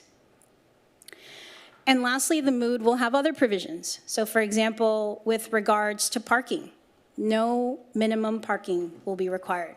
This is consistent with the direction that the City Council gave for the housing element earlier this year. This does not mean that no parking will be allowed or built. It just means that the city will not be requiring an arbitrary minimum amount of it. As a best practice, we're seeing this in other cities. This provides the developer and the designer, again, flexibility to provide it as they see fit based on site and market conditions. The mood will also require studies, fees, and other improvements. So for example, mood projects will be required to prepare what's called a phase 1 environmental assessment to look at any potential hazardous conditions on site. A traffic study will also be required, and a noise study will also be required. They will also be required to pay certain impact fees, and in other cases, they'll be required to construct improvements to the sidewalk, for example. Next. The second set of updates are related to the general plan and some specific plans. So in order to reflect this update, this comprehensive update to the mood, the sunsetting of the urban plans, and the rezoning of the Measure K sites, we've amended multiple elements of the general plan, with most of the edits going into the land use element. So these are all surgical updates meant to insert just the necessary language where appropriate and remove other language as necessary. Next. Likewise, we've done the same with 3 specific plans. So the Newport Boulevard specific plan, the North Costa Mesa specific plan, and 1 Metro West specific plan. Again, surgical updates while keeping intact the development potential and the rights of properties in these specific plan areas while also applying the mood. So in other words, there are certain properties in these plan areas that have more development capacity or potential by using the specific plan than by using the mood. So in an effort not to take away those rights, the inserted language into these plans clarifies that the more permissive provision for density and height can apply. Back to Michelle. So we are proposing to make amendments to 19 areas of Costa Mesa's zoning code, that's Title 13, to implement the housing element, be compliant with state law, to improve how it's utilized, and for consistency with replacing the urban plans with the mood. But of those 19 areas of change, 9 of them are simply to remove a reference to the urban plan, sometimes replacing it with the mood, and others are just to add a reference to the new objective design standards. So some of the examples of things that we're proposing to change are updating and adding to definitions, expanding the base zones to which the mood can be applied, clarifying how planning applications are processed in line with state law, reorganizing the land use matrix alphabetically within use categories, updating the ADU ordinance for compliance, and adding some objective design standards to our residential development standards. We've also added a section to the residential common interest development article to accommodate condominiums and condo conversions because that potential was established in the Mesa West residential ownership urban plan. We also are expanding the mood, as Kathy spoke about, to enable the sunsetting of the urban plans and to incorporate provisions for housing element and non-housing element sites. We've reformatted a residential parking table simply to improve the use by staff and the public. Other proposed amendments include updating the density bonus ordinance for compliance with state law and to identify local criteria. And other amendments listed on the slide are really about removing references to urban plans and to incorporate references to the new multifamily residential and mixed-use objective design standards. I am pleased to report that the city received a Southern California Association of Governments Regional Early Action Planning Grant to implement 5 housing element programs. This includes the amendments to the ADU ordinance, the density bonus ordinance, identifying environmental justice general plan policies, compliance with SB4, which Anna touched on earlier tonight, which is housing opportunities on faith-based and nonprofit educational sites, and affordable housing incentives. Now I'd like to invite Kathy back to share information about the proposed objective design standards. All right. The last set of updates includes the objective design standards. So these are new requirements for new multifamily and mixed-use developments citywide. So not just within the mood, but citywide. These aren't development standards, which are the typical requirements that affect the capacity or the envelope of a project. So how many units, how much area, how many stories, how much open space, those belong in the respective zoning sections of the zoning code, development standards. These are design standards that are focused on the design of projects. So the look, the feel, and the function in some cases. So the shape and the mass of the project, the windows, the entries, the circulation. And the reasons for the preparation of these objective design standards, they're necessary for a couple of reasons. One is to comply with state law. This is how multifamily projects must be reviewed and approved using objective criteria, not involving, quote, personal or subjective judgment by a public official. This is all in order to make it more standard, more easy, more predictable to both design and develop projects, but also review and approve them on the city side. So this is all to comply with state law. But two, it's also to enable the kind of projects that are desired for Costa Mesa, based on what we heard from the community, and I'll get to that more in a second. Note that a part of this exercise was also to fold in some of the applicable requirements from the city's existing residential design guidelines. Again, to comply with state law, we've translated those subjective requirements into objective ones here. So that said, the objective design standards include standards for building design as well as site design. Next. So for building designs, the standards address topics like upper story setbacks. I mentioned earlier that we wanted to make sure that the mood and the objective design standards don't conflict, but instead work with each other. So this was one place that required some thinking. So in the mood, we have a certain minimum setback requirement that projects need to meet. In addition, the objective design standards will require upper levels, so 3 stories and above, to set back an additional distance. This is to further enable a separation, privacy buffer between mood projects and residential zones, so R1, R2, R3.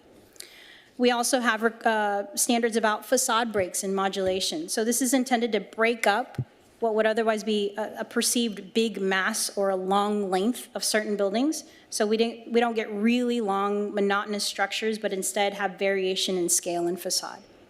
Another one is about transitional entry spaces. So ground floor units will be required to provide areas for porches, for stoops, to better buffer or separate them from the street, but also to promote visibility and safety on the ground level. Next. And for site design, some of the topics include the location of parking. So this goes hand in hand with the maximum front setback that I mentioned earlier. Here, we're disallowing parking to be the main thing that you see along the street, and instead requiring it to be at the rear of the lot or located behind a building. So instead, the building is the main feature of a project. We're also recognizing the potential for large redevelopments, and thus we want to disallow these mega block sort of projects. So requiring the breaking down of sites by using private streets that act like public streets to better promote accessibility and flow throughout a site. And then there are other provisions about open space and landscape to pair with what's required in the mood, for example. So if a project is providing private, common, or publicly accessible open space, the objective design standards will regulate the dimensions, the location, and other details about how these spaces function. Next.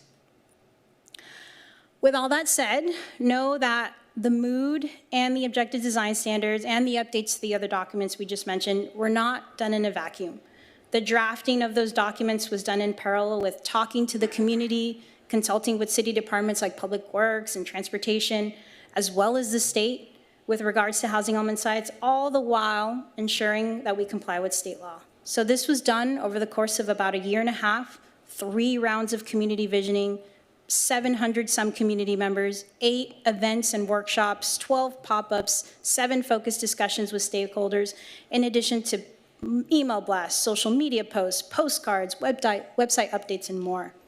The city did a lot to reach out to the community, and I just want to reflect here or highlight here that the efforts of this community visioning effort for round 1 actually won an award by the American Planning Association Orange County sector and was a finalist for another award.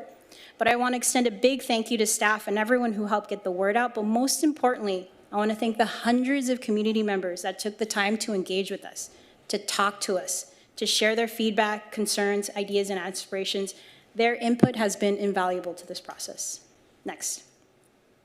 And that work is reflected in what you see here today. So the mood and the objective design standards in particular, because those are the most tangible, they're meant to reflect the community's input for a better Costa Mesa. A broad goal, but a goal nonetheless for the future of Costa Mesa. We heard that they want to balance growth with infrastructure, address parking and traffic, ensure we have third places where the community can gather, all the while keeping Costa Mesa eclectic. So our team did our best to reflect these priorities in the zoning regulations you see before you, while also, again, balancing the need to comply with state law. I'll turn it back to Michelle. Thanks, Kathy. So we've heard a lot about the housing element tonight, so I won't go through each program in detail, but what I did want to point out is that the city has made major progress in implementing the housing element. The Neighborhoods Where We All Belong effort is going to implement 23 housing element programs. And then here we have a reminder that the city is preparing a program environmental impact report. This is a high-level evaluation of environmental impacts that is appropriate for a project such as this that doesn't have a specific development project to analyze. Housing element sites are still exempt from CEQA via SB 131. However, the city is continuing to study the potential impacts of applying the mood to both Measure K sites and housing element sites, except for the Fairview Developmental Center. And this is done for full disclosure and mitigation. The PEIR horizon is the year 2056, so we're looking at build-out taking 30 years. The draft PEIR public comment period took place June 16th through August 13th, and we are in the process of responding to public comments and then preparing the final EIR. It's expected to be published in September. There are some other next big steps. We are tentatively scheduled to present an Airport Land Use Commission overrule to the City Council on September 1st to address ALUC's comments. We are tentatively scheduled to bring Neighborhoods Where We All Belong updates back to the Planning Commission on September 14th. And we anticipate taking Neighborhoods Where We All Belong to the City Council on October 6th. Thank you all for listening. This concludes staff's study session presentation. Staff and our consultants from DUDEC are available to answer your questions. Thank you very much. Commissioners, questions of staff? Vice Chair Zick? All right. One of the things you mentioned was that there will be, in the very first part of your presentation, traffic study, noise study, and then later in your presentation, you mentioned the program EIR. Is it safe to assume that if there are significant impacts that are found that are unavoidable, that our response to that will be similar to the response that we had to the EIR for FDC, where we go, good to know, too bad about that, can't do anything about it, let's go ahead and start construction? Or would we look at the traffic study and go, oh no, that's bad, that's an impact, therefore we won't do that project? So Vice Chair Zick, are you talking about the program level EIR? Because we will have significant and unavoidable impacts since we're looking at this broad scale, or are you talking about the future, like individual development projects? Either. If we see significant impacts that are unavoidable, do we just sort of like make a note of that and say, good to know, and move on? So in a program level EIR, you will find a lot of significant and unavoidable impacts, and we try to mitigate those wherever feasible. But again, we don't know where these specific development projects will be located and what the proposed details will be. So those projects will be asked to go through a phase 1 site assessment, prepare a noise study and a traffic study to help us understand, what's going on at that project level once those applications are received. Okay, and my next question, when you mentioned, and I've asked this before, but I don't remember your answer, it gives you an opportunity to give me a fresh answer. We remove parking minimums from developments under the premise that the developer knows how much parking his project will need. Well, and presumably what other people say is not scientific, I've heard that. Is there any constraint that we put on the developer that prevents parking impacts from their inadequate planning for parking to spill out onto our streets or adjacent neighborhoods or properties? Or do we simply accept the fact that there's no minimums, it's up to the developer? If he gets it wrong and there's impacts to others, that's just another one of those unavoidable, sorry, nothing we can do. So Vice Chair Zick, I just want to clarify for the non-residential uses in our mixed-use developments that they would be subject to the parking requirements. But as proposed in the mood today, we would not have minimum parking standards for the residential components. Right, that was where my question was centered. So here in Costa Mesa, when we've run into those parking issues, we look at them on a case-by-case basis and see how we can assist. I see.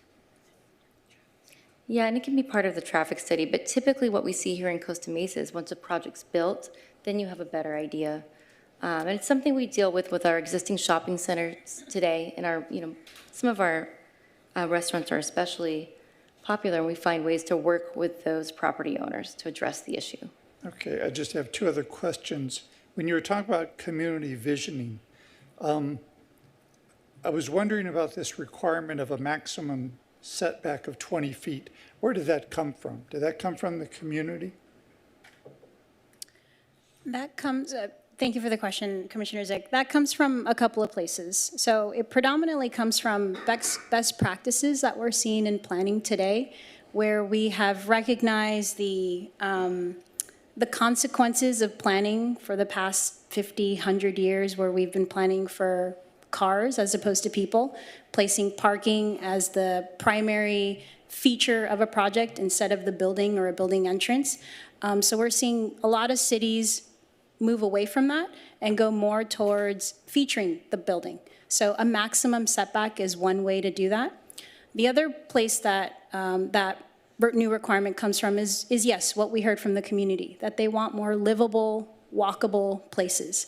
They want to be able to live nearby, walk to a coffee shop, walk to school, walk to a grocery store, and that is more, that is easier and safer and more accessible and comfortable to do if you're walking alongside a building as opposed to a parking lot or a parking structure with cars constantly going in and out. Why would we put a maximum setback and not leave that up to the developer? Maybe they don't want to feature their building right up against the street. Maybe they want their customers to be able to come off the street, park, and go to the business, not have to go around behind the building, wherever the parking lot might be. Why would we not leave it up to the developer? So the requirement would require the developer, the architect, the designer, to not feature the parking for the reason that I just stated. So that parking, the movement of cars, the visibility of cars, the predominance of cars is not the main feature of the project, and instead the people are. The main building entrances are. The building is. I understand your philosophy on that. Thank you. My last question, you are estimating the council approval by October. Is that to beat the election? What if this took until December or January? Is that acceptable? If we needed more study sessions, more dialogue, more interaction with the community, if that pushed us out, or are we on a strict schedule with this one? Well, we've been on a schedule throughout the project, and we're doing a great job of maintaining our schedule. So we were hoping to have this wrapped up in October. Okay, thank you. That's all I've got. Right. Commissioner Dixon. Is there a breakdown of the comments received? Are they in any appendix somewhere where you can see exactly who commented about what and what they said? Oh, specific to neighborhoods where we all belong? Yeah, in our outreach summary. So it's available on the website, and there's an appendix that's attached to it that goes into great detail. But is that staff's interpretation of the Post-its that were stuck up and the conversations that were had, or is that what people actually said in letters or surveys? We've copied from letters, we copied from their comment cards wherever possible, but for spoken comments, we did have to provide some, just summarizing. Okay. Okay. That's my question for right now.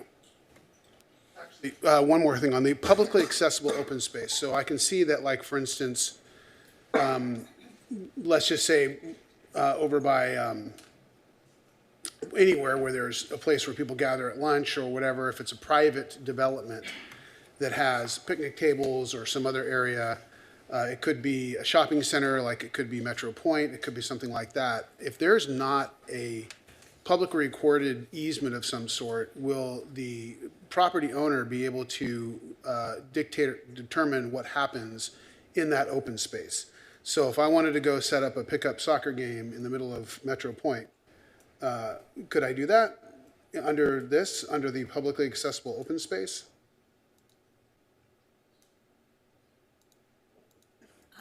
Not sure if I understand the question, but I will say that the publicly accessible open space is intended, we know that it will be privately owned, privately managed, privately operated, but it's intended to be accessible and open to the general public. So the requirements in the objective design standards, there are pretty detailed requirements as to like how long it should be open to the day or hours of operation and how it should be accessible to the general public.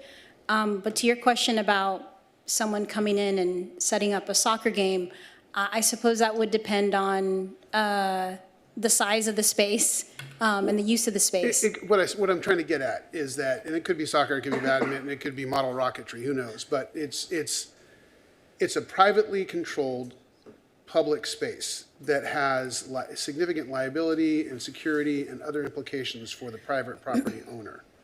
And so I'm just trying to understand if we're, for instance, one of the things that was talked about in the presentation was that we could give up all of the private open space if the developer determined that they wanted to convert all of the private open space to public accessible open space, right? So the nature of that open space is critically important.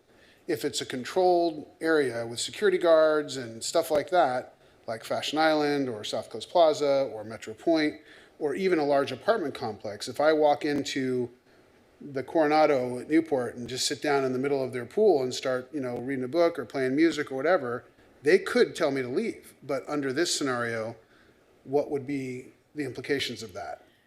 So again, in the objective design standards, there are more details about the use of that space. So if it's common open space that they're replacing, there are requirements to the common open space that they be open, available, accessible to the tenants and the residents. So that would still transition if they're converting that. Not so much with the private, since that would only be attached to a separate dwelling unit. But with regards to accessibility, to access, location, and hours of operation, that's spelled out in the requirements. Okay. Commissioner Dixon, just to add to that, larger projects that provide publicly accessible open space usually have some sort of maintenance agreement as well. And that's another opportunity for the city to further detail, like security, safety concerns, what are the hours of public accessibility. So some public accessibility open spaces are only accessible to the public during, normal daytime hours, so they lock up at night. So there's different, scenarios where we can include that into a maintenance agreement to be more specific. Okay, thank you. And then the other question I had was regarding, oh gosh, now I lost it. As far as the town center application of the MOOD to the town center general plan or current zoning district, that is a very tightly controlled specific plan sub-area. And it's been that way for quite some time. And so that seems like, was that covered? Has that been thoroughly discussed with all of the stakeholders and property owners and everybody over there? Commissioner Dixon, so the MOOD is something that the property owner would have to opt into. And if they're within the North Costa Mesa specific plan, we've added some language to help those property owners navigate that situation. But it could be advantageous for them to opt into the MOOD, or they may have more flexible standards through their own specific plan. And so for the sites that aren't housing element sites, it would really be up to them if they want to choose to opt into the MOOD and the limitations that it has. Okay. All right, thank you. All right. Any more questions, Commissioner Martinez. I've got questions and comments sprinkled throughout, so if you want, I can do it after public comment. Let's do questions first and then comments after public comment. Okay. I'll Can- try can and separate. Okay. I'm looking at the links. And I'm going to go in order of the staff report, but I will reference the language that was linked to in the staff report. So, and this doesn't have page numbers. So for definitions, zoning district overlay. It says in our proposed definition, the overlay zone supersedes the zoning regulation of the base zoning district. I thought that the point was that they can opt into those zoning regulations and not that they were required to have the regulations of the zoning overlay. Thank you, Commissioner Martinez. We can clarify the difference between on housing element sites versus non-housing element sites. I think that's a really helpful change. Yeah. Okay. Let's see. Chapter 5, Article 1, residential districts. Why limit townhomes to just 6 in a row? Is there a reason that we came up with that number specifically? Commissioner Martinez, that is a remnant of the city's existing residential design guidelines that the city has had in place for some years now. I believe the intent behind that guideline was to limit what I was saying earlier, these long, what would otherwise be monotonous facades or the walls of buildings. So the residential design guidelines, as they've been functioning and operating in the city for years, is a limit of 6. And we've just carried that over to honor that original intent. So if the intent is to like do this stuff about facades, and in our objective design standards, which I'll get to, we talk about these facade regulations. Why not just only subject the townhomes to the facade standards instead of giving them this cap of 6? Commissioner Martinez, I wanted to let you know that this is an area that staff has been workshopping. We're working, we're in advanced planning, but we've been working with our current planners, and this was a sticking point for them as well. So it's, we're really open to hearing your comments, because this is something that we've been kind of going around about, figuring out how do we want to implement this? Is it meaningful? Commissioner Martinez, I'll just add that some of the discussions that we had about maybe keeping this in were about obviously breaking up the facade, providing opportunities for open space, for community amenities that maybe like wouldn't be achieved if there weren't these breaks, like these larger physical breaks. But I would also remind you that there are still state density bonus concessions, and if there's a project where maybe it's a smaller site, it's not really warranted, there could be opportunity to consider a deviation from it. Got it. Okay. The next one is about residential common interest developments. And here we allow for multifamily essentially to become residential ownership housing. And like in the way that it's been applied in Costa Mesa, I think of like the townhomes. I think I wanted to ask about if we look at applicability of the Housing Crisis Act of 2019 and like the very low income and low income current tenants when we look at these applications, and if we should include that process in our municipal code.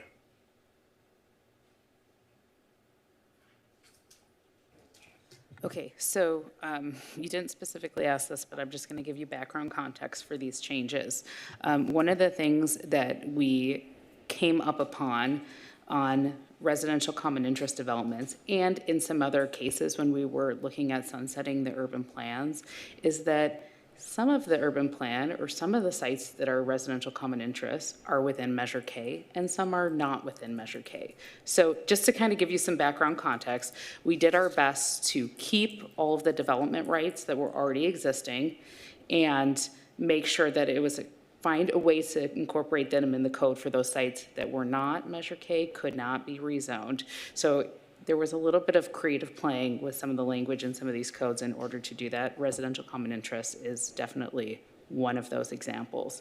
I don't know if this is specifically answering your question, but any housing project is going to be subject to state law requirements. So we are required to look if there's existing residential units, what those rents are, making sure that they comply with HAA, making sure if necessary that there's relocation, tenant protection in place, and that we're meeting all of our requirements per our housing element in state law.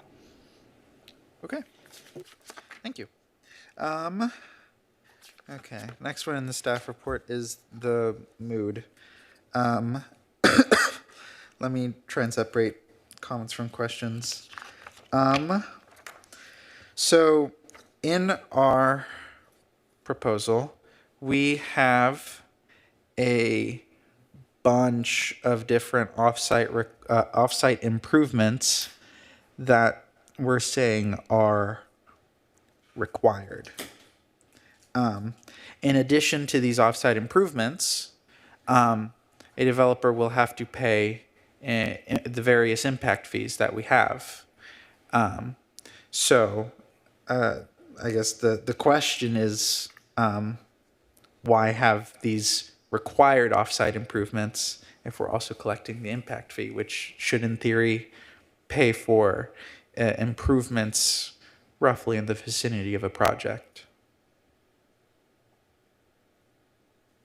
Commissioner Martinez, we worked with Public Works to develop these.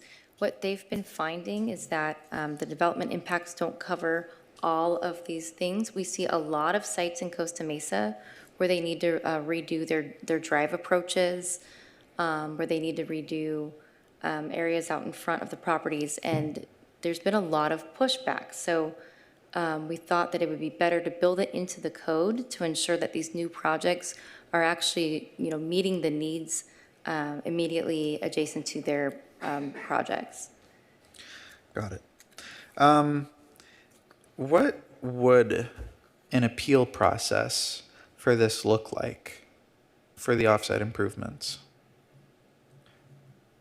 I'd like to get our city engineer's thoughts on that because in the past, they have, I believe, just used discussion, but I'm not sure moving forward the amount of flexibility that there would be for an appeal.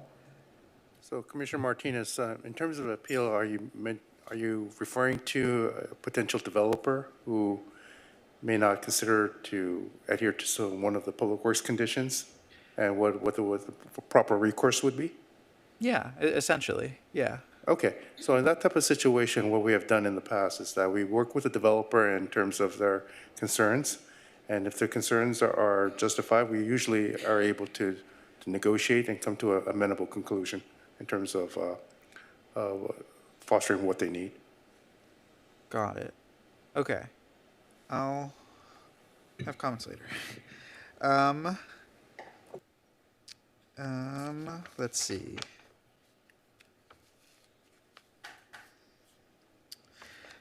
Yeah. Okay. So permitted uses within the mood. I'll skip over to theaters for a question. I didn't find it. But theaters, it's specifically broken out into two categories, which is within 200 feet of residential development and outside of 200 feet of residential development. Being a mood project would mean it has housing. So do we mean within 200 feet of residential development other than the project itself? The permitted uses table for the mood that you're referring to, so motion picture theater not within 200 feet and motion picture theaters within 200 feet, it says residential zones. So this is mimicking the same language in the citywide land use matrix. So in this case, residential zones would refer to R1, R2, R3. Given the updated definition of the mood in the zoning code, the mood is an overlay zone, not a residential zone. Got it. Okay, thank you. Let's see. That's a comment.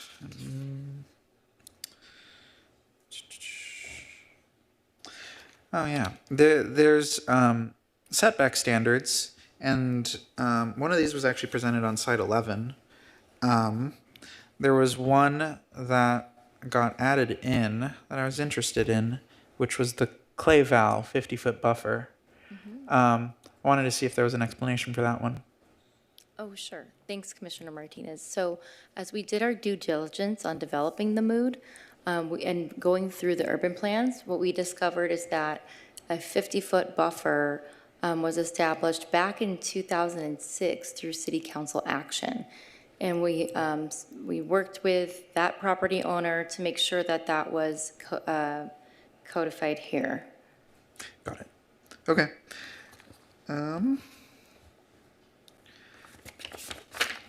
Let's see if I have questions for objective design standards.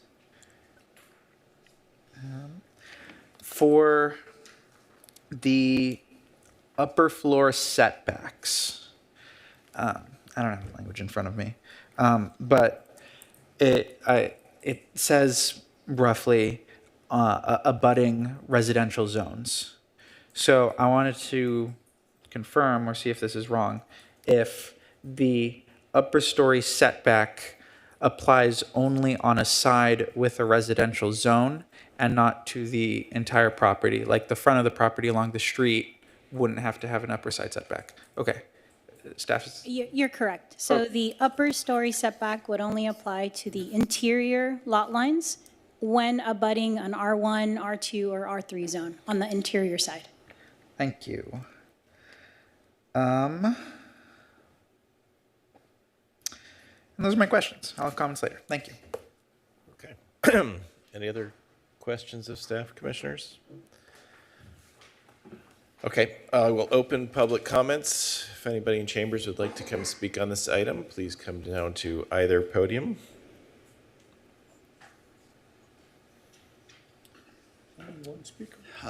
Hi, Casey Griffin. Now that I'm a seasoned vet, maybe I'll do a little better.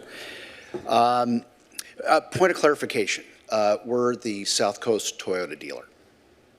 We're going to be remodeling that store to be compliant with Toyota's Image 2 brand. Kind of during this process, we acquired the Nissan property next to Connell Chevrolet.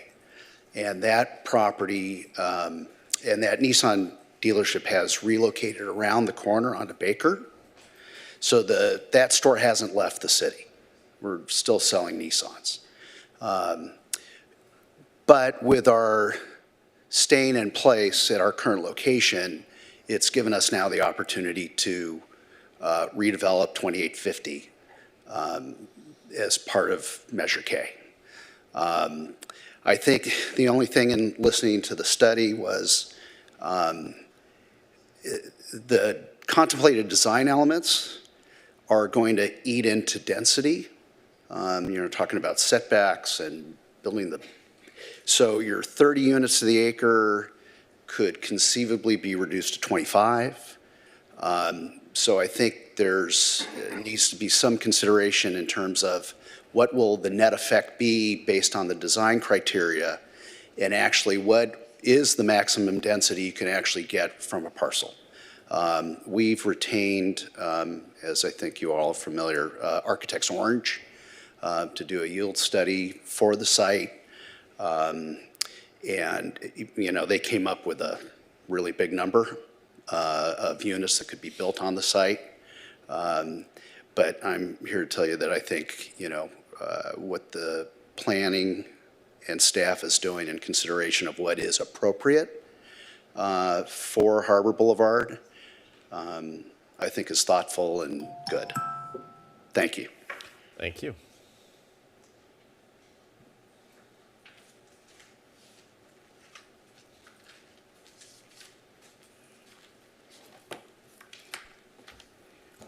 Good evening, Chair Harlan, members of the Planning Commission, staff, and those out in the audience that I've met over a number of years. I'm George Sakioka, and I'm here representing the Sakioka Company.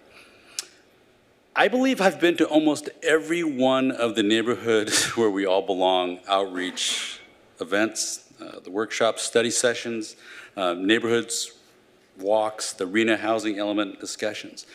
And each time that I leave those, I leave excited and optimistic and encouraged because I think we have a tremendous future here in the city of Costa Mesa. It's encouraging to go to those and listening to a lot of things. Also, I come away and I learn new things every time I come, things I was not aware of.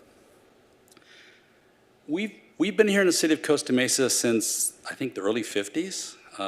We look at things very long term, and we're not planning on going anywhere. And so the actions that the city will be taking over the next few months are going to transform how the next generation of our family can steward our land in North Costa Mesa. The city's focus on the housing of the future has motivated us strongly to start planning for the new housing on our property in North Costa Mesa. We've brought in a development partner and have engaged with a world-class design team from the firm Hart Howerton. Hart Howerton specializes in creating new neighborhoods in cities and different environments. We are big supporters of the code revisions that are being proposed here. We think they reflect a high level of design while making thoughtful updates to the city's code to facilitate housing for everyone. There are a few provisions in the mixed-use overlay district and objective design standards we're concerned about. We're starting to engage with the city about them and staff. They've been very helpful and very cooperative. We've had very good back and forths. What I'd like to do also is introduce our development partner, Chris Meany, with the development firm Wilson Meany. I've known Chris for almost 20 years plus. Worked with Chris on our projects here in Costa Mesa as well. Wilson Meany specializes in large-scale residential and mixed-use projects in California. We appreciate your time working with staff and the continued cooperation. We are thankful for our relationship we have with the city. I'd like to introduce Chris. All right. Thank you, Mr. Sakioka. Take out George. Commissioners, I'm Chris Maney. We've been active developers of mixed-use properties in California for a little over 35 years. And as George said, I've had the great experience of working with his family now for more than 20 years, and we are very excited to help the Sakiokas build their legacy in Costa Mesa. We look forward to introducing you to our team at a future meeting. Until then, I note that as we work with Hart Howerton, it's really to deliver 3 objectives from our point of view.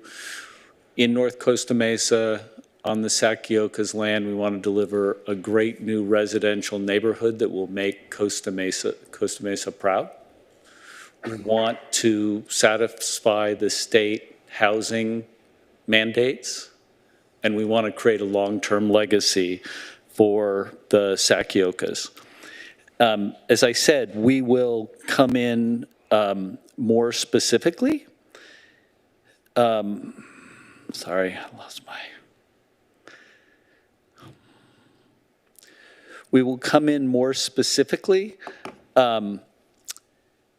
with our plans, but there are a couple of things that we just want to call out that we think you might consider, particularly with respect to larger projects.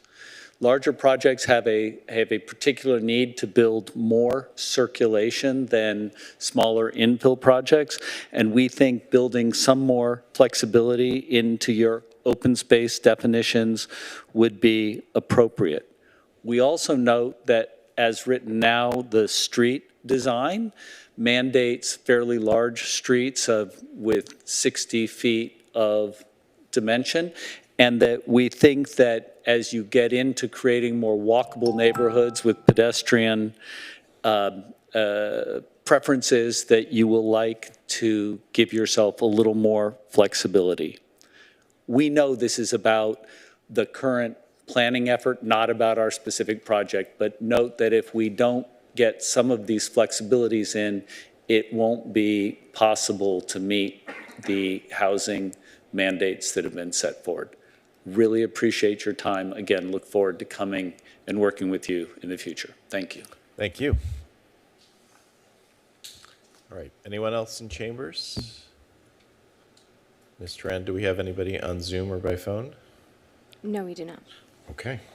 I will close public comments. Commissioners, do we have any final comments or questions? Commissioner Martinez. All right. Go back down the list, but with comments instead of questions. Yes. Starting from the top. Definitions. Yeah, let's fix that. Overlay zoning definition. Hopefully we can, when we see that next time, we can approve that. Townhomes to 6 in a row. With our objective design guidelines, I do feel like we can remove that 6 requirement. Plus, we do have open space requirements, and we do have other requirements that I would feel comfortable removing that requirement given the other things that we have in there.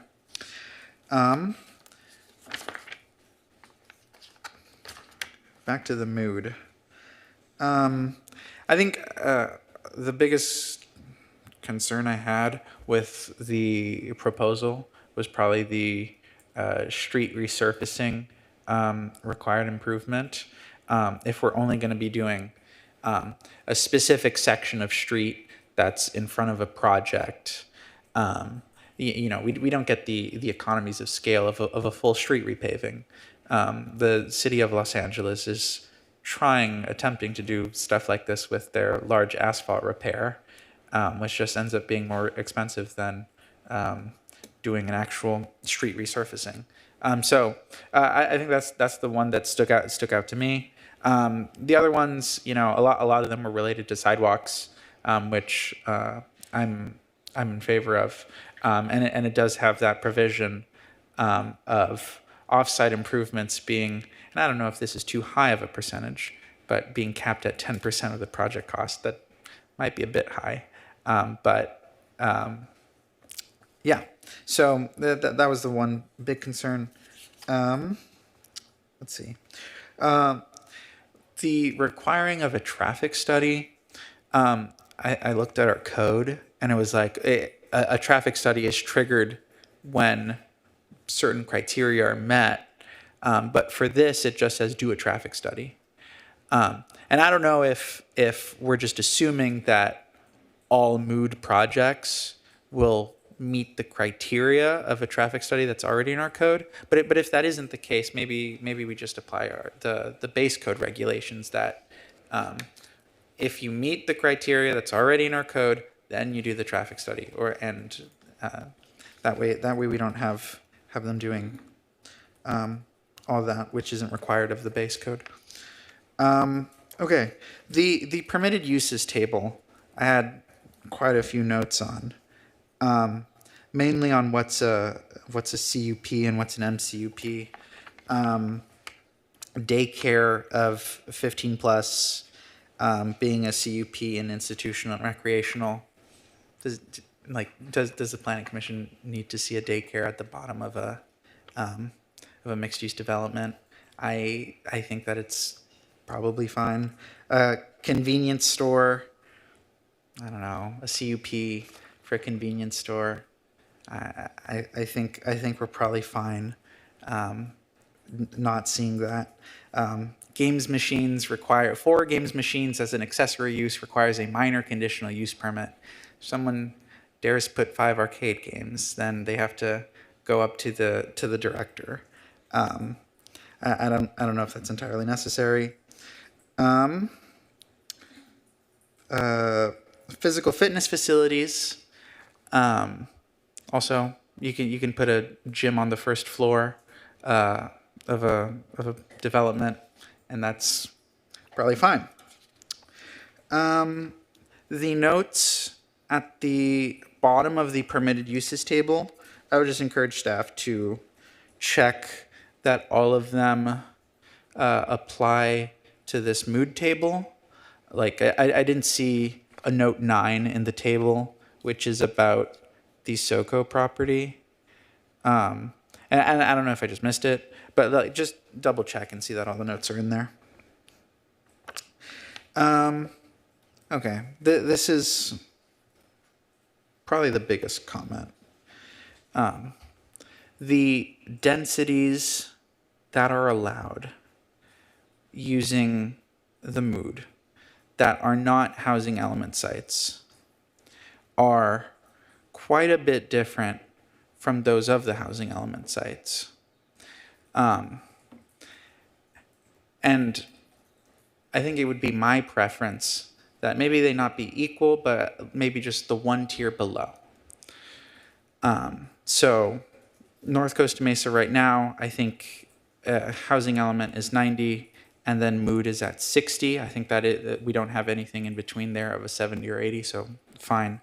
But like Harbor Boulevard, and to the public commenter's point, is at 30 dwelling units an acre, and I think in the housing element it's at 60. So similarity between adjacent uses. I mean, our housing element sites are all over the city, and then you're going to have one site that's permitted to build at 60 dwelling units an acre, and then next door, half that. So if not the 60 that the housing element permits, I think the tier below would be the 40. I think that matches it up at least somewhat, and wouldn't be that, hopefully would not be too big of a difference. Okay, parking standards, I'll just make the same point that I did with FDC for these new buildings are probably going to have to follow the Cal Green Code. Cal Green Code has parking minimums, so maybe we just consider putting in the building code into our code. But it is already a state requirement, so it's fine to do that. It's fine not to do that. Commercial hours of operation for commercial uses in the, I'll just call it the bottom floor of a mood development. The code currently states, the proposal states, to limit hours of operation from 7 a.m. to 10 p.m., including for delivery and, like the back end parts of a business. I think we can just, if our concern is like the noise of a delivery truck or something like that, let's have noise standards.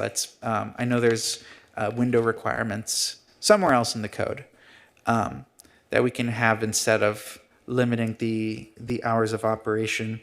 If the concern is adjacent uses, then we also have provisions for that somewhere else in our code. So, like, I lived on top of a Target and a Trader Joe's when I was at USC. It was fine. I was not woken up. You just need to make sure that we have the good windows for it. Okay, that should cover the mood. And then objective design standards. I think this is where I might just be disagreeing on like some of the specifics, and that's probably fine. But like maximum facade length. If a building is 200 feet long and it looks nice, and I know, like the problem here with the objective design standards is I can't say looks nice in the code. That's the whole point of objective. But if there was a way to, if we could say, ornamentation provided on the facade of a building, if it has some of these other standards, I don't know, the top edge of a building has some sill that looks nice. I don't know what the exact requirements could look like, but I do think that requiring 150 feet and then go in 5 feet and then 10 feet and then out 5 feet might add cost to a project. It might remove, that removes 50 square feet of usable space to do that. So if there was a different way to say, make buildings look nice without saying it like that, I guess that's what I'm looking for, and I know that's a very difficult ask, and I'm sorry to make that ask, but facade modulation, I think that's kind of in the same vein. There's a requirement to have different materials at the base, in the middle, and on top. I mean, I'll go back to, living at USC. It's all brick buildings. It looks nice. If they have, if they use the same materials, I think it's fine if the ground floor looks the same as the top floor. And that also goes to the minimum of 3 facade materials. That's kind of the same comment. And then I will agree with the last public commenter on our standards regarding streets and circulation. So our proposal is that private streets have the same standards, including geometric standards, that the city has. And there is a state law that requires that street widths be no less than 40 feet wide. That's my own issue that I'll try and go solve in my day job. But it's, 40 feet wide, perhaps unnecessary inside of a private development. Let's make sure that it's just enough space for emergency egress, ingress, which I'm pretty sure is the language we use when we talk about the paseos. So if we just want to apply that to private streets, I think that could work out well.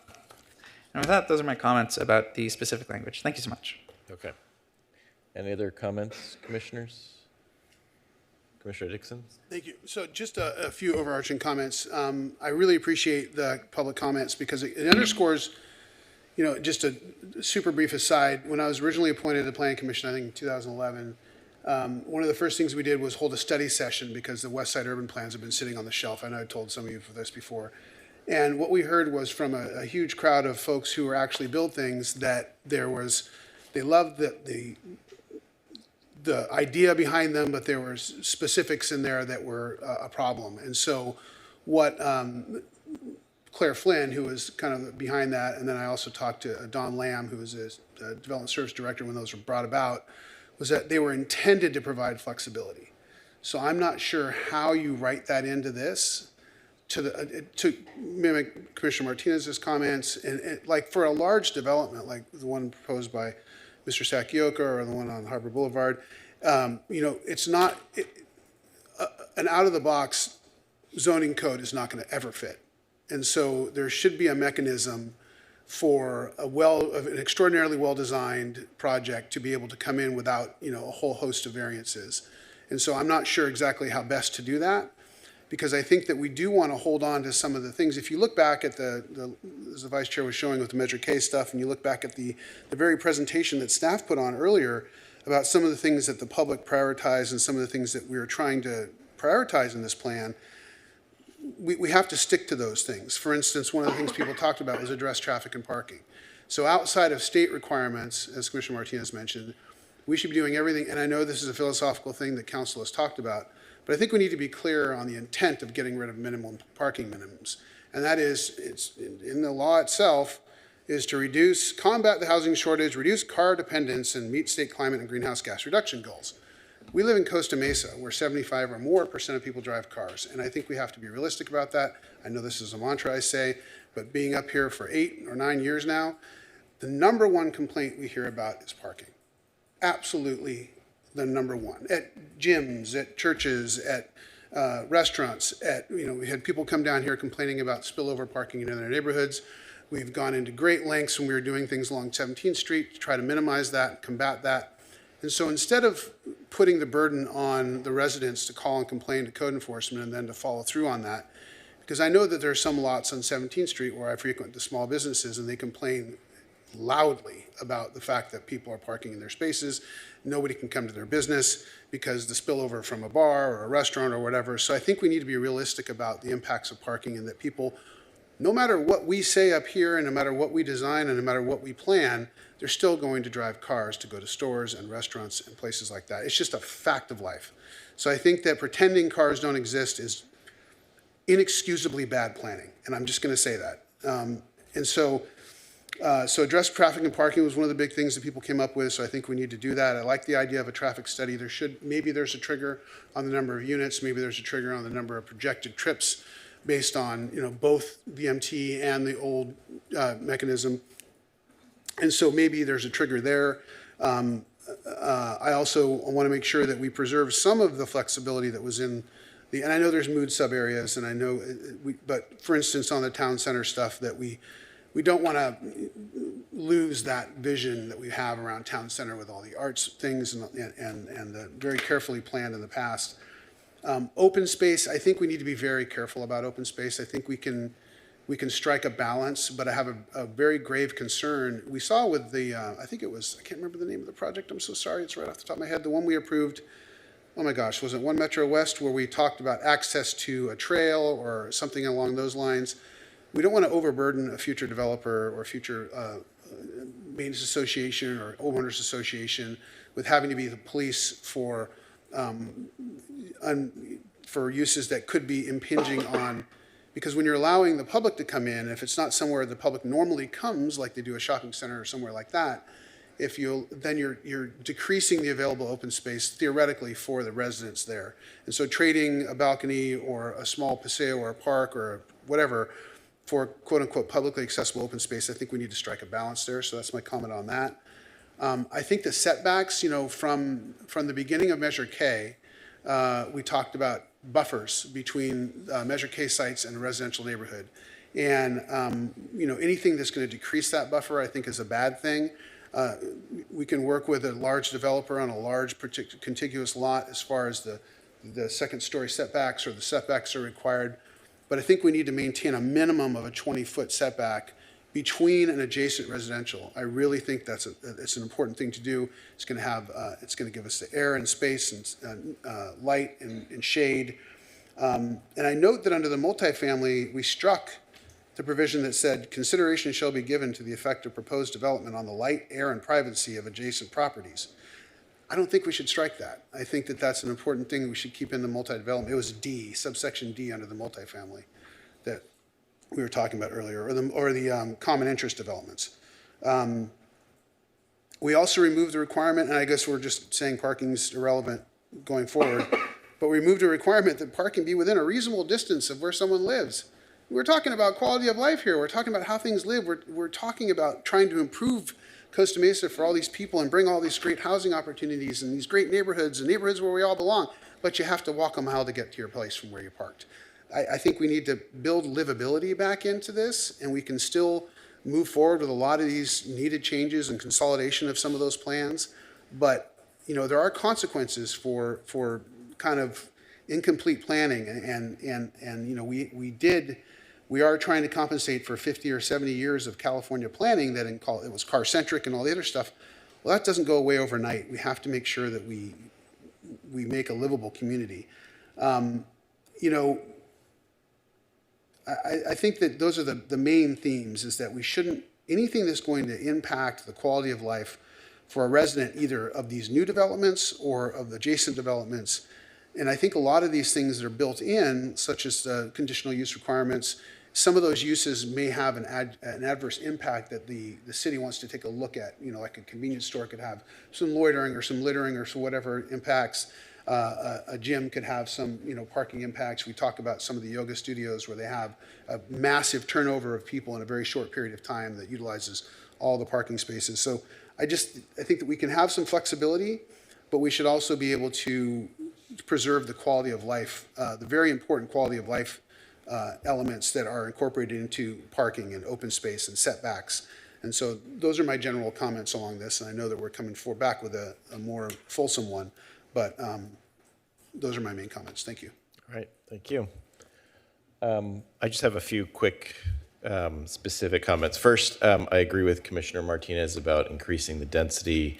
I believe it was on Harbor Boulevard, to try for non-housing element sites. I think that would lead to more compatible development. We don't want that much of a disparity in the scale and scope of some of those, especially on larger properties. My second comment is directed towards the revisions to the Newport Boulevard specific plan. So I've always struggled with the specific plan because it doesn't really operate like a specific plan. It's not traditional in any way. I don't know any property owner who's used it to their perceived advantage. My preference was just to do away with it entirely, but that's not what's going to happen. I do see the changes here reflecting the addition or integration of the mood and the development standards. What I would urge staff to look into a little bit more deeply is really what's the purpose of this specific plan. So just for example, I always find this a little bit amusing. One of the sentences says, it's also the intent of the specific plan to ensure land use compatibility and viability in the plan area. Okay, great. And to reattract traffic back to the boulevard. This was, written in 1999.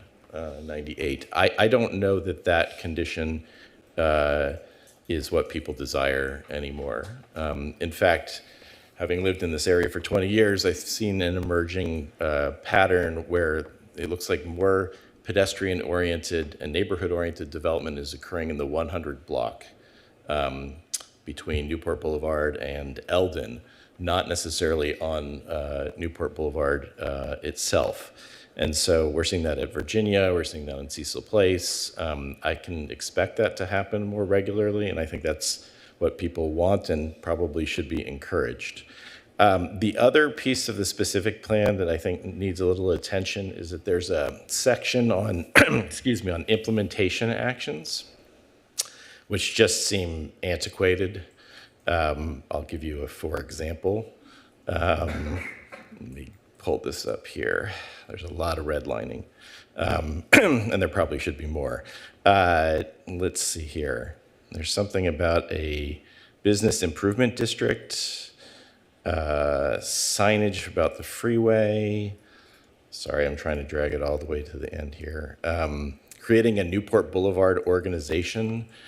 All of these things may have been well-intended, back in the late 90s, but I don't see any value in having them in a specific plan that's really supposed to guide the land use planning. These seem more programmatic at best, so I'd encourage just getting rid of most of these, as well as taking a look at some of the other land use related ones. There's supposed to be some cul-de-sac and alley abandonment studies that were done. Again, these things seem not really relevant today, but this is a bigger policy question. And so to the extent that staff can tackle a few of these and either offer some justification why they're not relevant, I think that might be something certainly for council to consider when it gets to them. Yep, that's all I have on that. Commissioners, any other comments or questions? Somebody like to make a motion? Commissioner Martinez. Move the Planning Commission receive the presentation, request staff incorporate feedback, and file this report. All right. Motion by Commissioner Martinez, second by Commissioner Dixon. Anybody want to speak to the motion? No, thank you. Okay. All right, let's call for the question.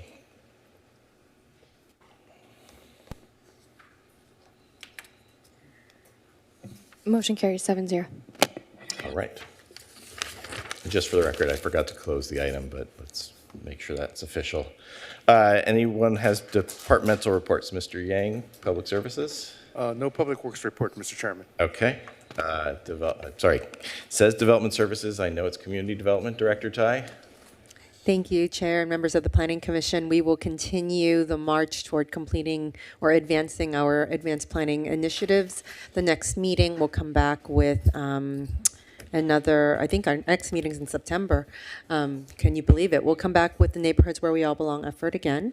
And then going to City Council coming up, we will be taking the housing element recommendation from tonight to the City Council on September 1st.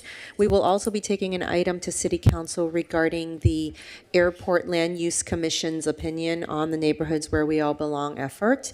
And then lastly, there is a hearing, or at least an item scheduled at City Council to revisit the Ohio House item that the Planning Commission considered long ago. So we are continuing to march along, but thank you for your support. That's it for me tonight. Thank you. All right, thank you. And lastly, Mr. Preziosi, anything from City Attorney?